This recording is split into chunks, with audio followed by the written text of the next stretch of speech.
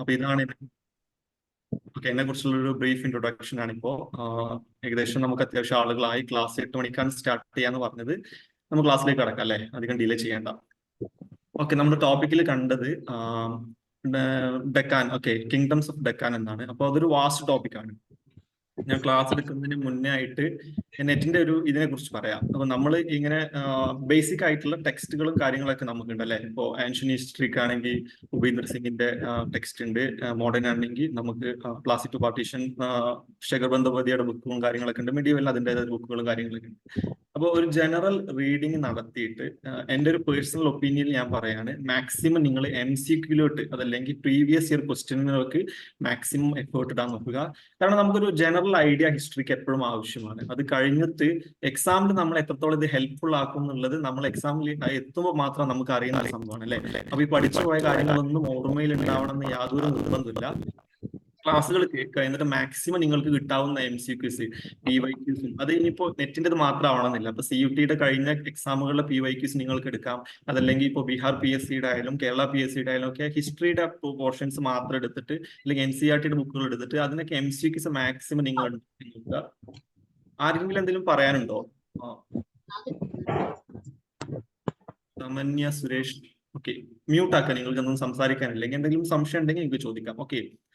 അപ്പൊ ഇത്രയാണ് ബേസിക് ആയിട്ടുള്ള കാര്യം ഞാൻ പറയുന്നത്. അപ്പൊ ഇന്നത്തെ ടോപ്പിക് എന്ന് പറയുന്നത് നിങ്ങൾക്ക് ഇവിടെ കാണുന്നത് പോലെ ഏജ് ഓഫ് ശാതവാഹനാസ് ആണ്. ഡെക്കാൻ എന്നുള്ള ഒരു ടോപ്പിക്കിൽ ആൻഷ്യൻ ഇന്ത്യയാണ് ഞാൻ എടുക്കുന്ന പോർഷൻ. അപ്പൊ ഡെക്കാൻ എന്നുള്ള ടോപ്പിക് വളരെ വാസ്റ്റ് ആണ്. അതിൽ ഒരുപാട് നമുക്ക് രാഷ്ട്രകൂടാസ് വരുന്നുണ്ട്, ചാലുക്യാസ് വരുന്നുണ്ട്, പല്ലവാസ്, പാണ്ഡാസ് ഒക്കെ വരുന്നുണ്ട് അല്ലെ. അപ്പോൾ ശാതവാഹനാസ് ആണ് ആൻഷ്യന്റിൽ ഏറ്റവും ഇമ്പോർട്ടന്റ് ആയി നിൽക്കുക. ആൻഷ്യൻ ഇന്ത്യയിൽ നോക്കുമ്പോൾ ഏറ്റവും ഇമ്പോർട്ടന്റ് ആയിട്ട് ഡെക്കാൻ ഏരിയയിൽ ഉണ്ടായിരുന്ന ഒരു ഡൈനാസ്റ്റി. അപ്പൊ അതിനെ കുറിച്ചൊരു ബ്രീഫ് ആയിട്ട് ഞാൻ നിങ്ങൾക്ക് ഒരു ടോപ്പിക് പറഞ്ഞു തരാം. പിന്നെ അവസാനമായിട്ട് നമ്മൾ 3 ക്വസ്റ്റ്യൻ, ഒരു മോഡൽ ടൈപ്പ് ഓഫ് ക്വസ്റ്റ്യൻസ് നമ്മൾ ഇതിൽ ഇൻട്രൊഡ്യൂസ് ചെയ്യുന്നുണ്ട്. അതും ജസ്റ്റ് നോക്കുക. ഞാൻ ക്ലാസ്സിലോട്ട് പോവാണ്. എന്റെ വോയിസ് ബ്രേക്ക് ആവുന്നുണ്ടെങ്കിൽ എന്ന് നിങ്ങളൊന്ന് പറയണേ. നെറ്റ്വർക്കിന് ചെറിയൊരു ഇഷ്യൂ ഉണ്ട്.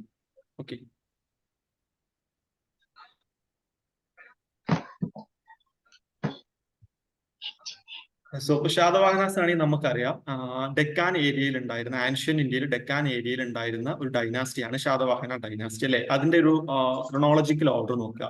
BC 1st സെഞ്ചുറി മുതൽ AD 3-ാം നൂറ്റാണ്ട് വരെയാണ് ഇതിന്റെ ഒരു കാലയളവ് എന്ന് ജനറലി പറയപ്പെടുന്നത്. ഒന്നും നമുക്ക് ഹിസ്റ്ററിയിലൊന്നും പിൻ പോയിന്റ് ആയിട്ട് നമുക്ക് പറയാൻ പറ്റില്ല. അതൊക്കെ ഒരു ജനറൽ ഐഡിയ വെച്ചിട്ട് ഹിസ്റ്റോറിയൻസ് പറയുന്നതാണ്.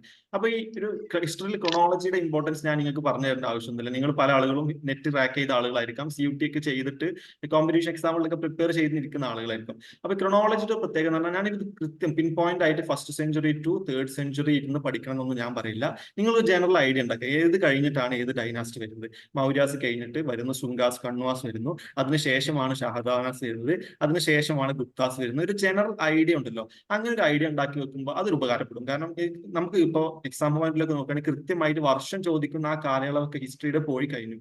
ഇനി ആരും കൃത്യം ഏത് വർഷമാണ് നടന്നത്, ഏത് വർഷമാണ് ശാതവാഹനാസ് ഡൈനാസ്റ്റി തകർന്നത്, അതൊന്നും ചോദിക്കാനുള്ള സാധ്യതകൾ കുറഞ്ഞു. കഴിഞ്ഞ പ്രാവശ്യം ലാസ്റ്റ് ആയിട്ട് അറ്റൻഡ് ചെയ്ത നെറ്റിന്റെ ക്വസ്റ്റ്യൻസ് ഒക്കെ നിങ്ങൾക്ക് ജസ്റ്റ് PYQs എടുത്ത് നോക്കിയാൽ മനസ്സിലാവും. ഇപ്പൊ പിൻ പോയിന്റ് ആയിട്ട് വർഷമൊന്നും ആരും പഠിക്കേണ്ട ആവശ്യമില്ല. ഒരു ജനറൽ ഐഡിയ ഉണ്ടാക്കുക, അതാണ് മാക്സിമം ഇതിൽ ചെയ്യുന്നത്. അപ്പൊ നിങ്ങൾക്ക് 1st സെഞ്ചുറി മുതൽ 3rd സെഞ്ചുറി ഒന്നും പഠിക്കണമെന്ന് ആവശ്യമില്ല. പക്ഷെ ഏത് ഡൈനാസ്റ്റിക്ക് ശേഷമാണ് ഈ ഡൈനാസ്റ്റി വരുന്നത് ഒരു ജനറൽ ഐഡിയ ഉണ്ടായിരിക്കും. അതാണ് ഞാൻ പറയുന്നത്.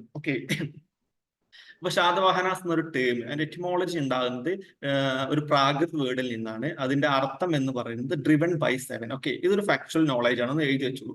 മേ ബി ചോദ്യം ചോദിക്കാം, what is the meaning of Satavahanas? എന്താണ് ശാതവാഹനാസ് എന്നുകൊണ്ട് അർത്ഥമാക്കുന്നത്? അല്ലെങ്കിൽ ശാതവാഹനാസ് എന്ന നെയിം ഒറിജിനേറ്റ് ചെയ്തത് ഏത് ലാംഗ്വേജിൽ നിന്നാണെന്നൊക്കെ ചോദ്യം നമുക്ക് എക്സ്പെക്ട് ചെയ്യാം. അപ്പൊ ശാതവാഹനാസ് കിങ്ഡം എന്ന് പറയുമ്പോൾ നമുക്ക് ഒരു മാപ്പ്, ഒരു ജനറൽ ഇന്ത്യയുടെ മാപ്പ് നിങ്ങൾക്ക് മൈൻഡിലേക്ക് എപ്പോഴും വരിക. അപ്പൊ ആ മാപ്പിൽ ഏതൊക്കെ ഭാഗമാണ്? അപ്പൊ ഞാൻ ഇവിടെ കൊടുത്തിട്ടുണ്ട് ഒരു മാപ്പ് അല്ലെ. അപ്പൊ ഈ മാപ്പിൽ ഇങ്ങനെ പറന്ന് കിടക്കുന്ന ഏരിയ ആയിരുന്നു ശാതവാഹനാസിന്റെ. ഇത് അവരുടെ പീക്ക് ടൈമിൽ 2nd സെഞ്ചുറി ഹാഫിലൊക്കെ ഏറ്റവും പീക്ക് ടൈമിൽ ശാതവാഹനാസ് നിൽക്കുന്ന സമയത്ത് അവരുടെ ഒരു ഡൈനാസ്റ്റിക്കൽ ടെറിട്ടോറിയൽ എക്സ്പാൻഷൻ ആണ് മെയിൻ ആയിട്ട് ഇന്ന് പ്രസന്റ് ഡേ ആയിട്ട് കമ്പയർ ചെയ്ത് പറയുമ്പോൾ ഇന്നത്തെ നമ്മുടെ ആന്ധ്രാപ്രദേശ്, തെലങ്കാന, മഹാരാഷ്ട്ര ഉൾപ്പെടുന്ന ഏരിയകളിൽ പെടുന്ന ഒരു ഡൈനാസ്റ്റി ആയിരുന്നു ശാതവാഹനാസ് ഡൈനാസ്റ്റി. അവരുടെ ക്യാപിറ്റൽ അത് പ്രത്യേകം പഠിച്ചു വെച്ചോളൂ, പ്രതിസ്ഥാൻ അല്ലെങ്കിൽ പൈത്താൻ.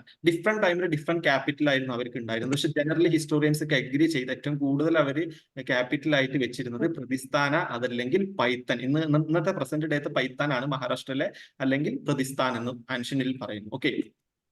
അപ്പൊ നമ്മൾ പറഞ്ഞു ഹിസ്റ്ററിയിൽ ക്രൊണോളജിക്ക് വളരെ ഇമ്പോർട്ടന്റ് ആണ്. അപ്പൊ ക്രൊണോളജി പറയുമ്പോൾ നമ്മൾ പറയണം മൗര്യ ഡൈനാസ്റ്റി നമുക്കറിയാം. ആൻഷ്യൻ ഇന്ത്യയിൽ Maurya northern areas, northern regions ഒക്കെ അടക്കി ഭരിച്ചിരുന്ന അശോകയുടെ മൗര്യൻ ഡൈനാസ്റ്റി അവിടെ ഉണ്ടായിരുന്നു അല്ലേ. അപ്പൊ മൗര്യ, ഹലോ, ആർക്കെങ്കിലും സംശയം ഉണ്ടെങ്കിൽ ചോദിക്കാം, അതല്ലെങ്കിൽ മൈക്ക് പ്ലീസ് മ്യൂട്ട് ആക്കുക.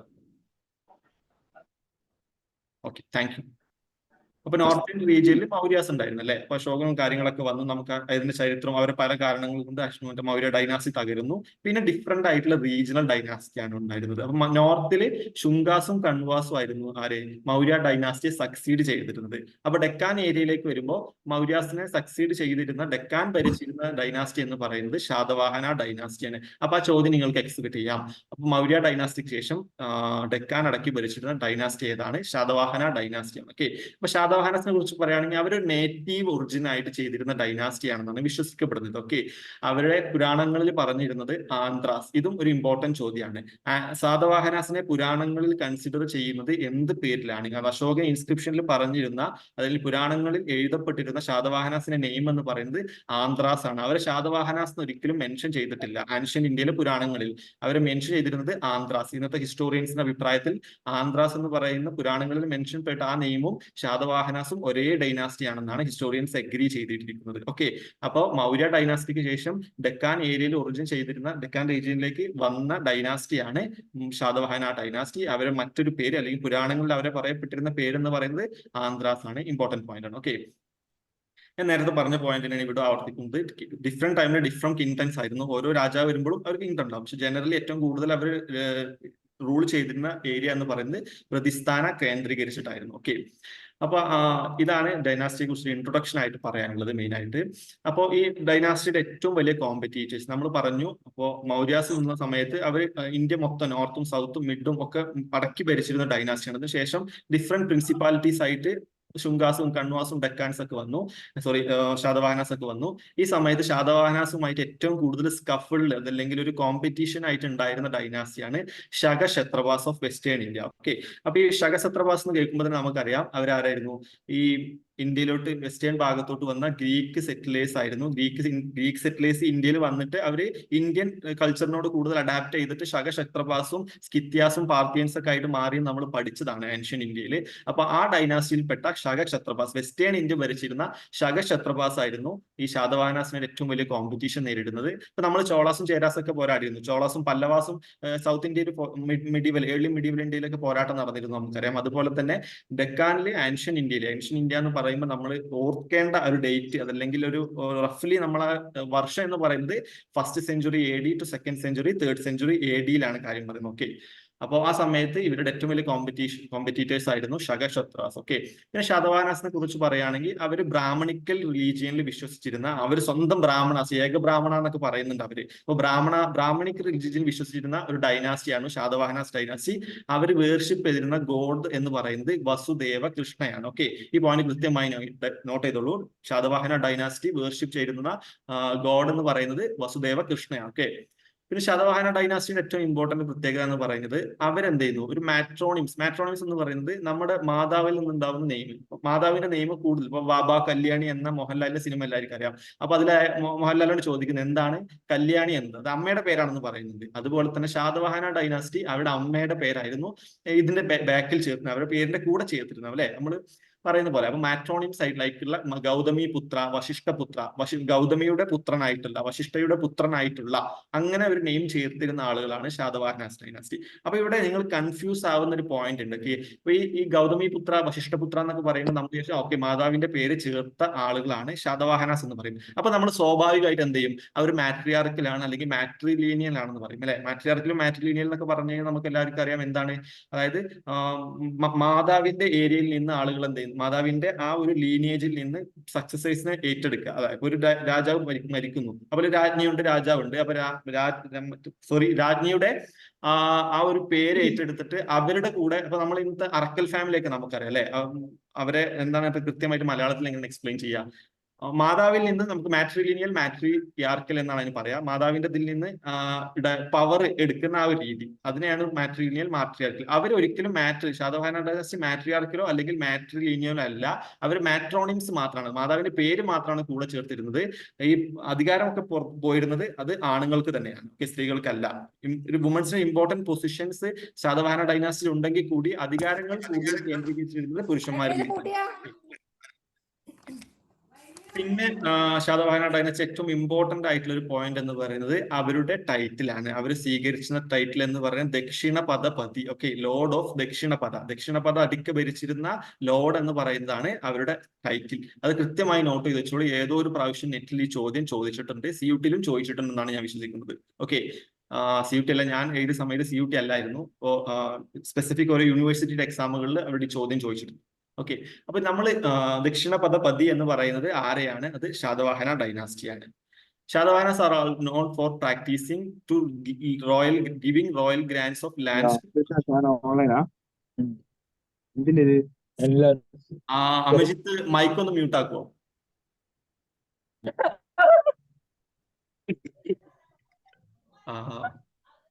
നിങ്ങൾക്ക് എന്തെങ്കിലും സംശയം ഇല്ലെങ്കിൽ പ്ലീസ് മൈക്ക് ഒന്ന് മ്യൂട്ട് ചെയ്യാം. Okay, thank you. ഞാൻ പറഞ്ഞു ശാതവാഹന ഡൈനാസ്റ്റി നോൺ ഫോർ എന്താണ് ഏറ്റവും ഇമ്പോർട്ടന്റ് ആയിട്ട് ശാതവാഹന കീപ് ആസ്ക് ക്വസ്റ്റ്യൻസ് ഏറ്റവും കൂടുതൽ വന്നിരിക്കുന്ന ഒരു ടോപ്പിക് എന്ന് പറയുന്നതാണ് ഈ റോയൽ ലാൻഡ് ഗ്രാൻഡ്സ്. ആദ്യമായിട്ട് ഇന്ത്യയിൽ ലാൻഡ് ഗ്രാൻഡ്സ് ബ്രാഹ്മണാസിന് നൽകിയ ഡൈനാസ്റ്റി ഏതാണെന്ന് ചോദിച്ചാൽ കൃത്യമായിട്ട് എവിഡൻസോട് കൂടി, ഓക്കെ, പല അസംഷൻസും മുന്നുണ്ടെങ്കിൽ കൂടി കൃത്യമായിട്ട് എവിഡൻസോട് കൂടി ലാൻഡ് ഗ്രാൻഡ്സ് തുടങ്ങിയ ഡൈനാസ്റ്റി എന്ന് പറയുന്നത്, ബ്രാഹ്മണാസിന് ലാൻഡ്സ് ഗ്രാൻഡ് ആയിരുന്ന ഡൈനാസ്റ്റി എന്ന് പറയുന്നത് ശാതവാഹനാസ് ആണ്. കൃത്യമായി നോട്ട് ചെയ്ത് വെച്ചോളൂ. ഇത് പലപ്പോഴും ചോദിച്ചിട്ടുണ്ട്, ഇനിയും ചോദിക്കാൻ ചാൻസ് ഉണ്ട്. Okay, Satavahanas are known for starting the practice of giving royal grants to Brahmanas and Buddhist. Okay, point note ചെയ്ത് വെച്ചോളൂ. പിന്നെ ഈ ഡൈനാസ്റ്റിയുടെ ഫൗണ്ടർ എന്ന് പറയുന്നത് സിമുഖയാണ്. അതും ജസ്റ്റ് ഒന്ന് ഓർത്ത് വെച്ചോളൂ. ഓക്കെ, ഈ ശാതവാഹനാസിന്റെ മറ്റൊരു പ്രത്യേകത, first native Indian kings to have issued their own coins which had the rules of which the rulers portraits on them like. Okay, അപ്പൊ ഈ പോയിന്റ് നോട്ട് ചെയ്ത് വെച്ചോളൂ. എങ്ങനെ വെച്ചാൽ നമുക്ക് ഇതിന് മുന്നേ ശാഖാശക്രവാസ് നമ്മൾ പാർത്യസ്, സ്കിത്യൻസ്, ഷഗാസ് ഒക്കെ പറഞ്ഞില്ലേ, ആ സമയത്ത് അവർ കോയിൻസ് ഇഷ്യൂ ചെയ്ത് ഗോൾഡ് കോയിൻസ് ഒക്കെ ഇഷ്യൂ ചെയ്തിട്ടുണ്ട്. ഓക്കെ, അപ്പൊ ഇവിടുത്തെ പോയിന്റ് എന്ന് പറഞ്ഞാൽ ഫസ്റ്റ് നേറ്റീവ് കിങ്, ഓക്കെ, തദ്ദേശീയമായി ഇന്ത്യൻ കിങ്സ് ആയിരുന്നു ആദ്യമായിട്ട് കോയിൻസ് ഇഷ്യൂ ചെയ്തത്. അത് ഇവർ ഗൗതമിപുത്ര ശതകർണി ആയിട്ടുള്ള ശാതവാഹന ഡൈനാസ്റ്റിയാണ്. ഓക്കെ, ശാതവാഹന ഡൈനാസ്റ്റിപ്പെട്ട ഗൗതമിപുത്ര ശതകർണിയാണ് ആദ്യമായിട്ട് first native Indian king to have issue their own coins. Okay, അപ്പോൾ അതിൽ പ്രത്യേകം നോട്ട് ചെയ്തുക, അവരുടെ സ്വന്തം പോർട്രേറ്റ് കൂടി അതിൽ ഉണ്ടായിട്ടുണ്ട്. ആ പോയിന്റ് ജസ്റ്റ് നോട്ട് ചെയ്ത് വെച്ചു. പിന്നെ നമ്മളിപ്പോൾ പറയാൻ പോകുന്നത് ഇമ്പോർട്ടന്റ് ആയിട്ടുള്ള ശാതവാഹന ഡൈനാസ്റ്റിയിലെ റൂളേഴ്സ് ആണ്. ഇതൊരു ക്രോണോളജിക്കൽ ഓർഡറിൽ തന്നെയാണ് വെച്ചിരിക്കുന്നത്. ഏറ്റവും ഇമ്പോർട്ടന്റ് ആയിട്ടുള്ള റൂളേഴ്സും ആദ്യം മുതൽ വരുന്ന ഏറ്റവും ഇമ്പോർട്ടന്റ് ആയിട്ടുള്ള റൂളേഴ്സിനെയാണ് കൊടുത്തിരിക്കുന്നത്. നമ്മൾ നേരത്തെ പറഞ്ഞ പോലെ സിമുഖയാണ് ശാതവാഹന ഡൈനാസ്റ്റി ഫൗണ്ടർ ആയിട്ട് വന്നിട്ടുള്ളത്. അദ്ദേഹത്തിന്റെ ക്യാപിറ്റൽ ശ്രീകാകുലം. നോട്ട് വെച്ചോളൂ. ശ്രീകാകുലം വാസ് ദ ക്യാപിറ്റൽ ഓഫ് എന്നൊരു ഡാഷ് കൊടുക്കാം. അത് സിമുഖയാണ്. പല ഓപ്ഷൻസ് കൊടുക്കാം. സിമുഖയാണ് അത് ക്യാപിറ്റൽ ആയിട്ട് വെച്ചിരുന്നത്. ഡൈനാസ്റ്റിയുടെ ഏറ്റവും ക്യാപിറ്റൽ എന്ന് പറയുന്നത്, ഏറ്റവും ജനറലി അക്സെപ്റ്റ് ചെയ്ത ക്യാപിറ്റൽ എന്ന് പറയുന്നത് പ്രതിസ്ഥാനയാണ്. പക്ഷെ സിമുഖയുടെ ക്യാപിറ്റൽ എന്ന് പറയുന്നത് ശ്രീകാകുലമാണ്. പോയിന്റ് നോട്ട് ചെയ്തിട്ടുള്ളൂ. ഓക്കെ, പിന്നെ അടുത്ത് വരുന്ന ഒരു ഇമ്പോർട്ടന്റ് റൂളറാണ് Kanha. He is identified as the Kanha Raja of Satavahana kula mentioned in Nasik cave inscription. Okay, Nasik cave ഇൻസ്ക്രിപ്ഷനിൽ കൻഹ രാജ എന്ന് മെൻഷൻ ചെയ്ത കിങ് ആരാണെന്ന് വെച്ചാൽ അത് കൻഹയാണ്. അത് ഏത് ഡൈനാസ്റ്റിപ്പെട്ട ആളാണെന്ന് ചോദിച്ചാൽ ശാതവാഹന ഡൈനാസ്റ്റി. ഞാൻ ഇങ്ങനെ ക്വസ്റ്റ്യൻ പറയുമ്പോൾ മാക്സിമം നിങ്ങൾ നോട്ട് ചെയ്ത് വെക്കാൻ നോക്കുക. കാരണം നിങ്ങൾ ഈ ക്ലാസ് കേട്ടതുകൊണ്ടോ അല്ലെങ്കിൽ ഒരുപാട് ബേസിക് ടെക്സ്റ്റുകളോ അല്ലെങ്കിൽ അഡ്വാൻസ്ഡ് ടെക്സ്റ്റുകൾ വായിച്ചുകൊണ്ടോ നമുക്ക് കാര്യങ്ങൾ ക്രോണോളജിക്കൽ ഐഡിയ മൊത്തം ജനറലി ഒരു ഐഡിയ ഉണ്ടാവും. പക്ഷെ നമ്മൾ ക്വസ്റ്റ്യനിലേക്ക് എത്തുക എന്ന് പറയുന്നത്, അല്ലെങ്കിൽ നമ്മൾ മറ്റേ എക്സാം ഹാളിൽ പോയിരുന്നിട്ട് എക്സാം ഇങ്ങനെ എഴുതുന്ന സമയത്ത് നമുക്ക് ഇത് ഓർമ്മയിൽ കിട്ടണമെങ്കിൽ മാക്സിമം നിങ്ങൾ ക്വസ്റ്റ്യൻ പ്രാക്ടീസ് ചെയ്യുക. Previous year question practice maximum നിങ്ങൾ എടുക്കുക. എന്നിട്ട് അത് വർക്ക്ഔട്ട് ചെയ്യുക. അതിന്റെ ഓപ്ഷനിൽ നിന്ന് നിങ്ങൾ വീണ്ടും ക്വസ്റ്റ്യൻസ് ഉണ്ടാക്കാൻ നോക്കുക. ഓരോ ഓപ്ഷനും ഓരോ ക്വസ്റ്റ്യൻ ആയി വെക്കുക. അതിൽ നിന്ന് പോയിന്റ് ഉണ്ടാക്കുക. ഓക്കെ, ഇപ്പൊ ഇന്നത്തെ ശാതവാഹന ഡൈനാസ്റ്റി എന്ന ടോപ്പിക് ഞാൻ എടുത്തു കഴിഞ്ഞാൽ നിങ്ങൾ ചെയ്യേണ്ട ഒരു കാര്യം എന്ന് പറഞ്ഞാൽ ജസ്റ്റ് ഗൂഗിൾ ചെയ്യുക. MCQs related to Satavahana dynasty എന്ന് അടിച്ചാൽ ഒരുപാട് വെബ്സൈറ്റിൽ നിങ്ങൾക്ക് MCQs കിട്ടും. ആ MCQs മാക്സിമം പ്രാക്ടീസ് ചെയ്യുക. അതാണ് നിങ്ങൾ ചെയ്യേണ്ട ഏറ്റവും ഇമ്പോർട്ടന്റ് ആയിട്ടുള്ള ഒരു കാര്യം. അതാണ് നിങ്ങൾ ഏറ്റവും കൂടുതൽ ഹെൽപ്ഫുൾ ആവുക ചെയ്യുക. ഓക്കെ, ഞാനൊരു സ്റ്റോറി അവസാനം എൻ്റെ ഒരു കഥ കൂടി ഞാൻ പറയാം. ഞാൻ ഇങ്ങനെ നെറ്റ് ക്രാക്ക് ചെയ്തെന്ന ഒരു കഥ അവസാനം ഞാൻ നിങ്ങളൊന്ന് പറഞ്ഞുതരാം. ഓക്കെ, നിങ്ങൾക്ക് ഒരു മോട്ടിവേഷൻ ആവുമെന്ന് വിശ്വസിക്കുന്നു. ഇതാണ് ഈ കൻഹയെ കുറിച്ച് മാക്സിമം പറയാനുള്ള ഇമ്പോർട്ടന്റ് ആയിട്ടുള്ള പോയിന്റുകൾ. പിന്നെ നമ്മൾ എത്തുന്ന ഏറ്റവും ഇമ്പോർട്ടന്റ് ആയിട്ടുള്ള ഒന്നാമത്തെ റൂളർ ആയിട്ടുള്ള ശതകർണി ഫസ്റ്റ്. ഓക്കെ, അദ്ദേഹത്തിന്റെ ടൈം പീരീഡ് ജസ്റ്റ് ഒന്ന് റഫ്ലി നോട്ട് വെച്ചോളൂ. 70 to 60 BC. BC-യുടെ ഒരു ഐഡിയ നിങ്ങൾക്ക് അറിയാവുന്നത് ഇങ്ങനെ കുറഞ്ഞിട്ടാണ് പോകുക അല്ലെ. 70, 69, 60, പിന്നെ നമ്മൾ 1 എത്തും, പിന്നെ AD 1, 2, 3, അങ്ങനെയാണ് ഈ BC-യും AD-യും പോകുന്നത്. ഓക്കെ, ശതകർണി എന്ന് പറയുന്നത് മൂന്നാമത്തെ ശാതവാഹന റൂളറാണ്. അദ്ദേഹത്തിന്റെ first Satavahana king to expand his empire by military conquest. ആ പോയിന്റ് നോട്ട് ചെയ്തോളൂ. Who was the first Satavahana king to expand his empire by military conquest എന്ന് പറഞ്ഞാൽ അത് ശതകർണി ഫസ്റ്റ് ആണ്. ഗൗതമിപുത്ര ശതകർണിയുമായിട്ടും ജസ്റ്റ് മിക്സ് ചെയ്യരുത്. ശതകർണി ഫസ്റ്റ് എന്ന് കൃത്യമായിട്ട് കൊടുത്തിട്ടുണ്ടാവും, ഓർത്ത് വെക്കുക. Okay, he conquered Kalinga after the death of Kharavela. അപ്പൊ കരവേല ഒഡീസ ഭരിച്ചിരുന്ന, കലിംഗ ഏരിയ ഭരിച്ചിരുന്ന ഡൈനാസ്റ്റി, ഏത് ഡൈനാസ്റ്റി എന്ന് പറഞ്ഞു, ഡൈനാസ്റ്റിപ്പെട്ട ആളാണ് കരവേല. കരവേല മരിച്ചതിന് ശേഷം കലിംഗ കോൺക്വർ ചെയ്ത കിങ്ങും കൂടിയാണ് Satakarni. Okay, he also push back the Shungas in Pataliputra. നമ്മൾ പറഞ്ഞു നോർത്ത് ഇന്ത്യയിൽ മൗര്യ സാമ്രാജ്യം തകർന്നതിന് ശേഷം അവരുടെ രണ്ട് മെയിൻ ആയിട്ട് ശുങ്കാസും കൺവാസും വന്നു. ഈ ശുങ്കാസിനെ പാടലിപുത്രത്തിലേക്ക് പിന്നെ പുഷ് ചെയ്ത് മാറ്റിയ ഒരു റൂളർ കൂടാണ് ശതകർണി. ഓക്കെ, പിന്നെ അദ്ദേഹം അസ്യൂം ചെയ്ത ഒരു ടൈറ്റിൽ ഞാൻ നേരത്തെ പറഞ്ഞു. ഈ ശാതവാഹന ഡൈനാസ്റ്റി ജനറലി അവർ അസ്യൂം ചെയ്യുന്ന ടൈറ്റിൽസ് എന്ന് പറയുന്നത് ലോർഡ് ഓഫ് ദക്ഷിണപഥയാണ്. ഈ ശതകർണി ഫസ്റ്റും ലോർഡ് ഓഫ് ദക്ഷിണപഥ എന്ന ടൈറ്റിൽ അസ്യൂം ചെയ്തിട്ടുണ്ട്. ഓക്കെ, പിന്നെ അദ്ദേഹത്തിന്റെ ക്യൂൺ ആയിട്ടുള്ള Naganika wrote Nanaghat inscription which describe the king as the Dakshinapathapati. Okay, lord of Dakshinapatha അല്ലെങ്കിൽ ദക്ഷിണപഥപതി എന്ന title Satakarni first title assume ചെയ്തെന്ന് പറഞ്ഞു അല്ലെ.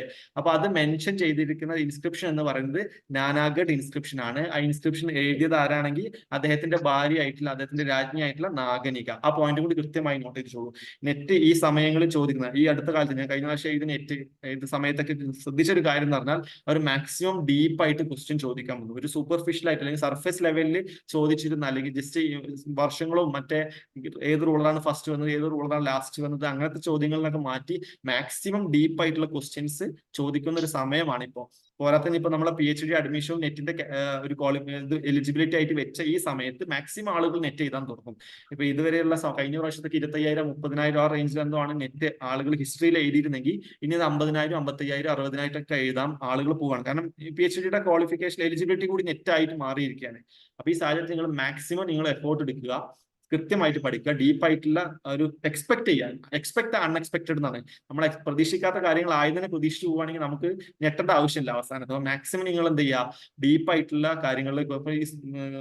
ഓക്കെ, അപ്പൊ ഹിസ് ക്യൂൻ നാഗനികയാണ് നാനാഗഡ് ഇൻസ്ക്രിപ്ഷൻ എഴുതിയത്. അത് ആരുടെ രാജ്ഞിയാണ്? ശതകർണി ഫസ്റ്റിന്റെ. ആ ഒരു ഈ ഇൻസ്ക്രിപ്ഷനിലാണ് ദക്ഷിണപഥപതി എന്ന വേർഡ് മെൻഷൻ ചെയ്തിരിക്കുന്നത്. ഓക്കെ, പിന്നെ അദ്ദേഹത്തിനെ കുറിച്ച് പറയുകയാണെങ്കിൽ perform the Ashwamedha revived and Vedic Brahmanism in the Deccan region. അത് അശ്വമേധ സാക്രിഫൈസ് അദ്ദേഹം പെർഫോം ചെയ്തിട്ടുണ്ടെന്നും പറയപ്പെടുന്നു. ഓക്കെ, പിന്നെ അടുത്ത ഒരു പ്രധാനപ്പെട്ട റൂളറാണ് ഹല വരുന്നത്. ഓക്കെ, ഹല അത് ശതവാഹന ഡൈനാസ്റ്റി. ഹല എന്ന് കേൾക്കുമ്പോൾ ഒരു ബന്ധം നമ്മൾ കാണാം. മാക്സിമം നമുക്ക് ഓട്ടോമാറ്റിക്കലി മൈൻഡ് പോവുക ഹല എന്നൊക്കെ പറയുമ്പോൾ ഓക്കെ അത് നോർത്തിലൊക്കെ ഗ്രീക്ക് റൂളേഴ്സിന്റെ പേരാണെന്നാണ് അല്ലെ. അപ്പൊ മാക്സിമം അങ്ങനെ ഓർക്കാതിരിക്കുക. ഹല എന്ന് പറയുന്നത് ശാതവാഹന ഡൈനാസ്റ്റി ഡെക്കാനിലുള്ളതാണെന്ന് കൃത്യമായിട്ട് ഓർക്കുക.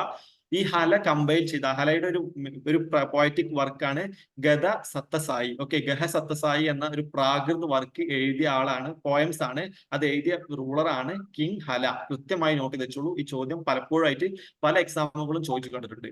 Okay, it is A collection of poem with mostly love as theme. ഇതിന്റെ തീം എന്ന് പറയുന്നത് ലവ് ആണ്. ഓക്കെ, പ്രേമം, പ്രണയം, റൊമാൻറ്റിക്, ഇതൊക്കെയാണ് ഇതിന്റെ തീം. അദ്ദേഹത്തെ കുറിച്ച്, അദ്ദേഹത്തിന്റെ അട്രിബ്യൂഷൻ തന്നെ ഒരു 40ഓളം പോയം അദ്ദേഹത്തെ കുറിച്ച് മാത്രം അദ്ദേഹം ആ ഒരു വർക്കിൽ എഴുതിയിട്ടുണ്ട്. ഓക്കെ, പ്രാകൃതാണ് ഇതിന്റെ ലാംഗ്വേജ്. ഞാൻ പറയുന്ന ഓരോ പോയിന്റും കൃത്യമാണ്, നിങ്ങൾ നോട്ട് ചെയ്ത് വെച്ചോളൂ. കാരണം ഇത് ഡീപ്പായിട്ട് ചോദ്യങ്ങളാണ് ഇനി വരാം. നമുക്ക് എക്സ്പെക്ട് ചെയ്ത് കഴിഞ്ഞതും ഡീപ്പായിട്ടുള്ള ചോദ്യങ്ങൾ തന്നെയാണ്. ഓക്കെ, പിന്നെ ഹലാസ് മിനിസ്റ്റർ എന്ന് പറയുന്ന ഗൗണ്ഡ്യ കമ്പോസ്ഡ് ബൃഹത് കഥ. ആ പോയിന്റ് കൂടി നോട്ട് വെച്ചോളൂ. ഈ ബൃഹത് കഥ എന്നൊരു വാക്ക് കമ്പോസ് ചെയ്ത ആളാണ് ഗുണാദ്യ. അത് ആരായിരുന്നു? അത് ഹലയുടെ മിനിസ്റ്റർ ആയിരുന്നു. ഓക്കെ, ഗുണാദ്യ. അപ്പൊ 2 വർക്ക് കിട്ടി, 2 ലിറ്റററി വർക്ക് കിട്ടി. ലാസ്റ്റ് ഇയർ നെറ്റിലും ഒരുപാട് ലിറ്റററി വർക്ക് ചോദിച്ചിട്ടുണ്ട്. ആൻഷ്യൻ ഇന്ത്യയിലും ചോദിച്ചിട്ടുണ്ട്, മോഡേൺ ഇന്ത്യയിലും ചോദിച്ചിട്ടുണ്ട്. മോഡേൺ ഇന്ത്യ എന്ന് പറയുമ്പോൾ മോഡേൺ കണ്ടംപററി റൈറ്റിംഗ് ഒരുപാട് ചോദിച്ചിട്ടുണ്ട്. അതുപോലെ നിങ്ങൾക്ക് എക്സ്പെക്ട് ചെയ്യാവുന്ന ലിറ്ററേച്ചർ ഭാഗത്ത് നിന്ന് ഒരുപാട് ക്വസ്റ്റ്യൻ നമുക്ക് എക്സ്പെക്ട് ചെയ്യാം. കൃത്യമായി നോട്ട് ചെയ്ത് വെച്ചോളൂ. ഗുണാദ്യ എന്ന് പറയുന്ന ആൾ എഴുതിയ വർക്കാണ് ബൃഹത് കഥ. അദ്ദേഹം ഹലയുടെ മിനിസ്റ്റർ ആയിരുന്നു. ഈ ഹല എന്ന king himself wrote the Gatha Sattasai. Okay, അത് പ്രാകൃത് ലാംഗ്വേജിലായിരുന്നു. പിന്നെ Brihat Katha is written in Paishachi language. അതും ചോദിച്ചിട്ടുണ്ട്. ഏത് ലാംഗ്വേജിലാണ് എഴുതിയിരുന്നത്? മഹാരാഷ്ട്രീയൻ പൈശാച്ചി ലാംഗ്വേജിലാണ് അത് എഴുതിയിരിക്കുന്നതാണ് വിശ്വസിക്കുന്നത്. ഓക്കെ, assumed the title കവി വാസൽ. ഹല എന്ന വ്യക്തി, ഹല എന്ന കിങ് കവി വാസൽ എന്ന ഒരു ടൈറ്റിൽ കൂടി അസ്യൂം ചെയ്തിട്ടുണ്ടെന്നാണ് പറയുന്നത്. ഓക്കെ. പിന്നെ ശതവാഹന ഡൈനാസ്റ്റിയിൽ ഏറ്റവും ഇമ്പോർട്ടന്റ് ആയിട്ടുള്ള റൂളറാണ് ഗൗതമിപുത്ര ശതകർണി. ഓക്കെ, അദ്ദേഹം വളരെ ഗ്രേറ്റസ്റ്റ് ആയിട്ടുള്ള റൂളറാണ്. അദ്ദേഹത്തിന്റെ ടൈം പീരീഡ് കൂടി ജസ്റ്റ് ഒന്ന് റഫ്ലി ഓർത്ത് വെച്ചോളൂ. 106 to 130 AD-ലാണ്. Okay, he is considered as the greatest king of Shatavahana dynasty. അദ്ദേഹത്തിന് he called himself as the only Brahmana who defeated the Shagas and destroyed many Kshatriya rulers. Okay, ഈ point കൂടി just not ചെയ്തോളൂ. Greatest king of dynasty എന്ന് പറയുന്നത് ഗൗതമിപുത്ര ശതകർണിയാണ്. അദ്ദേഹത്തിന്റെ time period നമ്മൾ പറഞ്ഞു. He is believed to have destroyed the Sharada lineage which advisor Nahabana belonged. Okay, mentioned. More than 800 silver coins of Nahabana found in near Nasik bear marks of being restruck by Shatavahana king. Okay, ഈ നഹബാണയുടെ ഏകദേശം 800ഓളം silver coins നാസിക്കിൽ നിന്ന് കണ്ടെടുത്തിട്ടുണ്ട്. ആ നാസിക്കിൽ നിന്ന് കണ്ടെടുത്ത ഈ കോയിൻസിലേക്ക് ശ്രദ്ധിച്ചൊരു കാര്യം എന്ന് പറഞ്ഞാൽ ശാതവാഹന ഡൈനാസ്റ്റിയുടെ കിങ് ആയിട്ടുള്ള ഗൗതമിപുത്രയുടെ ഒരു റീസ്ട്രക്ക് അയിമ നടന്നിട്ടുണ്ട്. അതായത് ഒരു കോയിൻ ആയിരുന്നു, ഒരു നഹബാണ ഉണ്ടാക്കിയ ഒരു കോയിൻ.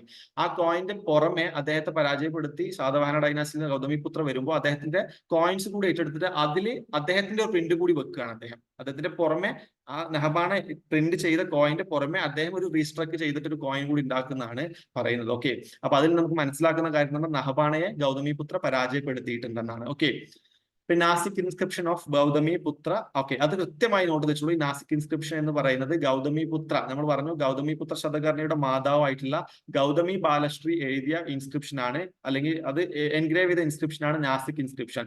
ഈ ഇൻസ്ക്രിപ്ഷനിൽ ഈ അദ്ദേഹത്തെ മെൻഷൻ ചെയ്യുന്നത് ഡിസ്ട്രോയർ ഓഫ് ഷഗാസ്, ഫാൽവാസ് ആൻഡ് യവനാസ് ആണ്. ഓക്കെ, യവനാസ് എന്ന് പറയുന്നത് ഗ്രീക്കുകാരെ മെൻഷൻ ചെയ്തിരുന്ന പേരാണ്. അപ്പൊ യവനാസ്, ഷഗാസ്, ഫാൽവാസ് ഒക്കെ എന്ന് പറയുന്ന ഔട്ട്സൈഡേഴ്സ് അല്ലെ, പുറത്തുനിന്ന് വന്നെന്ന് വിശ്വസിക്കപ്പെടുന്ന ആളുകളെയൊക്കെ പരാജയപ്പെടുത്തിയ ഡിസ്ട്രോയർ ആണ് ഗൗതമിപുത്ര ശതകർണി. അത് ഏത് വർക്കിലാണ് എഴുതിയെന്ന് പറഞ്ഞാൽ നാസിക് ഇൻസ്ക്രിപ്ഷനിലാണ്. അത് എഴുതിയ വ്യക്തി ഗൗതമി ബാലശ്രീയാണ്. ഗൗതമി ബാലശ്രീ എന്ന് പറയുന്നത് ഗൗതമിപുത്ര ശതകർണിയുടെ മാതാവാണ്. ഓക്കെ, കൃത്യമായി നോട്ട് ചെയ്ത് വെച്ചോളൂ, കൺഫ്യൂസ് ആവരുത്. He is also described as ഏക ബ്രാഹ്മണ. ഏക ബ്രാഹ്മണ എന്ന ടൈറ്റിൽ സ്വീകരിച്ച വ്യക്തി എന്ന് പറയുന്നത് ഗൗതമിപുത്ര ശതകർണിയാണ്, അല്ലെങ്കിൽ ക്ഷത്രിയ ദർഭ മർദ്ദന. അതും അദ്ദേഹത്തിന് 2 ടൈറ്റിൽസ് ആണ് ഗൗതമിപുത്ര ശതകർണി സ്വീകരിച്ചത്. മെയിൻ ആയിട്ട് ഒന്നാമത്തെ ഏക ബ്രാഹ്മണ, അതല്ലെങ്കിൽ രണ്ടാമത്തെ ടൈറ്റിൽ നിന്ന് ക്ഷത്രിയ ദർഭ മർദ്ദന. ക്ഷത്രിയ മർദ്ദന എന്നൊക്കെ വേർഡ് നമ്മൾ കോയിൻ ചെയ്യുമ്പോൾ ക്ഷത്രിയന്മാരെ പരാജയപ്പെടുത്തിയ ഒരു റൂളർ എന്നൊരു ജസ്റ്റ് കണക്ട് ചെയ്യാൻ നോക്കുക. അങ്ങനെയാണ് Kshatriya Darpa Mardana. Okay, he was given the titles Rajaraja and Maharaja. ഈ ടൈറ്റിലൊക്കെ അദ്ദേഹം വേറെ എക്സ്ട്രാ സ്വീകരിച്ചിട്ടുണ്ട്. ഓക്കെ, പിന്നെ ഇദ്ദേഹമാണ് ഞാൻ നേരത്തെ മെൻഷൻ ചെയ്തതിന്റെ ഇൻട്രൊഡക്ഷൻ പറഞ്ഞപ്പോ ഇദ്ദേഹമാണ് ഈ ബുദ്ധിസ്റ്റുകൾ ബ്രാഹ്മണാസിന് അദ്ദേഹം ലാൻഡ് ഗ്രാൻസ് പ്രാക്ടീസ് സ്റ്റാർട്ട് ചെയ്ത റൂളർ എന്ന് പറയുന്നത് ശതവാഹന റൂളേഴ്സ് ആണ്. അത് സ്റ്റാർട്ട് ചെയ്ത റൂളർ എന്ന് പറയുന്നത് ഗൗതമിപുത്ര ശതകർണിയാണ്. ഓക്കെ, അദ്ദേഹം ബുദ്ധിസ്റ്റ് മോങ്സിനും ഈ ലാൻഡ്സ് ഒക്കെ ഡൊണേറ്റ് ചെയ്തിട്ടുണ്ട്. അദ്ദേഹത്തിന്റെ നാസിക്, ഞാൻ പറഞ്ഞു നാസിക് പ്രശസ്തി ഇൻസ്ക്രിപ്ഷൻ അല്ലെങ്കിൽ നാസിക് ഇൻസ്ക്രിപ്ഷൻ എന്ന് പറയുന്നത് അദ്ദേഹത്തിന്റെ മാതാവായിട്ടുള്ള ഗൗതമി ബാലശ്രീ എഴുതിയതാണ്. അത് ആരെ കുറിച്ചാണ് പറയുന്നത് എന്ന് പറഞ്ഞാൽ ഗൗതമിപുത്ര ശതകർണിയെ കുറിച്ചാണ്. അദ്ദേഹത്തിന്റെ മിലിറ്ററി കോൺക്വസ്റ്റിനെ കുറിച്ചിട്ടും അദ്ദേഹത്തിന്റെ അച്ചീവ്മെന്റ്സിനും ഒരു ഉവോളജിയാണ്. ഉവോളജി എന്ന് പറഞ്ഞാൽ നമ്മളിങ്ങനെ പൊക്കി പറയാന്ന് പറയില്ല, അങ്ങനെ സംഭവം. ഇതിനെ പറയുന്നതാണ് ഉവോളജി. ആ ഉവോളജി എഴുതിയ വ്യക്തിയാണ് ഗൗതമി ബാലശ്രീ, അദ്ദേഹത്തിന്റെ മാതാവാണ്. Okay, his mother was Gautami Balashri and hence his name was Gautamiputra. നമ്മൾ പറഞ്ഞു മാട്രോണിംസ്. ഓക്കെ, മാതാവിന്റെ നെയിം സ്വീകരിക്കുന്ന ഒരു ട്രഡീഷൻ ഈ ശാതവാഹനാസിന് ഉണ്ടായിരുന്നു. അപ്പൊ ഗൗതമിപുത്ര എന്ന പേര് വന്നത് ഗൗതമിയുടെ മകനായിട്ടുള്ള ആ ഒരു പേരിൽ നിന്നാണ്. ഓക്കെ, പിന്നെ he was succeeded by his son Vashishthaputra Shri Pulamayi. Okay, Vashishthaputra ആയിട്ടാണ് അദ്ദേഹത്തിന്റെ സൺ ആയിട്ടുള്ള വശിഷ്ഠപുത്രയാണ് ഗൗതമിപുത്ര ശതകർണിയെ സക്സീഡ് ചെയ്ത് വന്നിട്ടുണ്ട്. പിന്നെ വശിഷ്ഠപുത്ര പുലമയെ കുറിച്ച് പറയുകയാണെങ്കിൽ അദ്ദേഹം ഈ ഗൗതമിപുത്രയെ സക്സീഡ് ചെയ്ത് വന്ന അടുത്ത റൂളറാണ് വശിഷ്ഠപുത്ര പുലമേയി. അദ്ദേഹത്തിന്റെ ടൈം എന്ന് പറയുന്നത് 130 മുതൽ 154 CE ആണ്. ഓക്കെ, അദ്ദേഹം ഒരു ലേറ്റർ കിങ് ആണ്. ശതവാഹന ഡൈനാസ്റ്റി അടുത്തൊരു വരുന്ന ലീനിയേജിൽ വന്ന ഒരു കിങ് ആണ് Vashishthaputra Pulamayi. he recovered northern Konkan and Malwa from Shaga rulers. Okay, ഗൗതമിപുത്രയുടെ മരണത്തോടു കൂടി ഷഗ റൂളേഴ്സ് എന്തിരുന്നു, ഞാൻ പറഞ്ഞു ഷഗാസ് ആയിരുന്നു അവരുടെ ഏറ്റവും വലിയ കോമ്പറ്റീറ്റേഴ്സ്. അവർ കുറച്ചുകൂടി ശക്തി പ്രാപിക്കുന്നു. സ്വാഭാവികമായിട്ടും ഒരു ഇമ്പോർട്ടന്റ് റൂളർ വരുമ്പോൾ അദ്ദേഹം അവിടെ പരാജയപ്പെട്ടാണ്. അദ്ദേഹത്തിന്റെ മരണത്തിന് അടുത്ത് കൊടുക്കുമ്പോൾ നൈബറിംഗ് കിങ്ഡംസ് ഒക്കെ എന്ത് ചെയ്യും, സ്വാഭാവികമായിട്ടും ഏരിയാസ് കോൺക്വർ ചെയ്യാൻ തുടങ്ങും അല്ലെ. അപ്പോൾ വശിഷ്ഠപുത്ര എന്ത് ചെയ്യുന്നു, അദ്ദേഹത്തിന്റെ പിതാവിന്റെ മരണത്തിന് ശേഷം അദ്ദേഹം അധികാരം ഏറ്റെടുക്കുന്നു. അദ്ദേഹം ഈ നോർത്തേൺ കൊങ്കനും മാൾവ റീജിയൻസ് ഒക്കെ പിന്നീട് ഷഗാസിന്റെ കയ്യിൽ നിന്നും പിടിച്ചെടുക്കുന്നുണ്ട്. ഓക്കെ, ഈ he was the lover of trade and navigation. ഈ വശിഷ്ഠപുത്ര പുലമേയി എന്ന് പറയുമ്പോൾ തന്നെ നിങ്ങൾ മനസ്സിൽ ഓർക്കേണ്ട ഏറ്റവും ഇമ്പോർട്ടന്റ് ആയിട്ടുള്ള പോയിന്റ് ആണ് അദ്ദേഹത്തിന്റെ motif of ship on coins. Okay, അദ്ദേഹം സ്ട്രക്ക് ചെയ്ത, അദ്ദേഹം ഉണ്ടാക്കിയ കോയിൻസിൽ ഒരു ഷിപ്പിന്റെ മോട്ടീഫ് ഉണ്ട്. മോട്ടീഫ് എന്ന് പറഞ്ഞാൽ ഷിപ്പിന്റെ പിക്ചർ എന്ന് നിങ്ങൾ ജസ്റ്റ് അസ്യൂം ചെയ്യുക. ഓക്കെ, ഷിപ്പിന്റെ ഒരു പിക്ചർ ഉണ്ട്, ഷിപ്പിന്റെ ഒരു പോർട്രേറ്റ് ആ ഒരു അദ്ദേഹത്തിന്റെ കോയിൻസിൽ സ്ട്രക്ക് ചെയ്ത് വെച്ചിട്ടുണ്ട്. അപ്പൊ ഇത് ഉദ്ദേശിക്കുന്നത് അദ്ദേഹത്തിന്റെ ഇഷ്ടം നാവിഗേഷനോടും ഈ ട്രേഡിനോടും ഈ കപ്പലുമായിട്ടുള്ള സഞ്ചാരത്തിനോടും ഒക്കെ അദ്ദേഹത്തിന്റെ ഇഷ്ടമാണ്. അപ്പോൾ ശാതവാഹനാസിൽ കപ്പലുമായി ഒരു ചോദ്യം ചോദിക്കുമ്പോൾ നിങ്ങൾ ആദ്യം ഓർക്കേണ്ട ആളാണ് വശിഷ്ഠപുത്ര പുലമേയി. അദ്ദേഹത്തിന്റെ കോയിൻസിലാണ് ഈ മോട്ടീഫ് ഓഫ് ഷിപ്പ് നമുക്ക് കാണാൻ സാധിച്ചിട്ടുള്ളത്. ഓക്കെ, അദ്ദേഹത്തിന്റെ കോയിൻസ് ഇന്ത്യയുടെ പല ഭാഗങ്ങളിൽ നമുക്ക് കണ്ടെത്താൻ സാധിച്ചിട്ടുണ്ട്.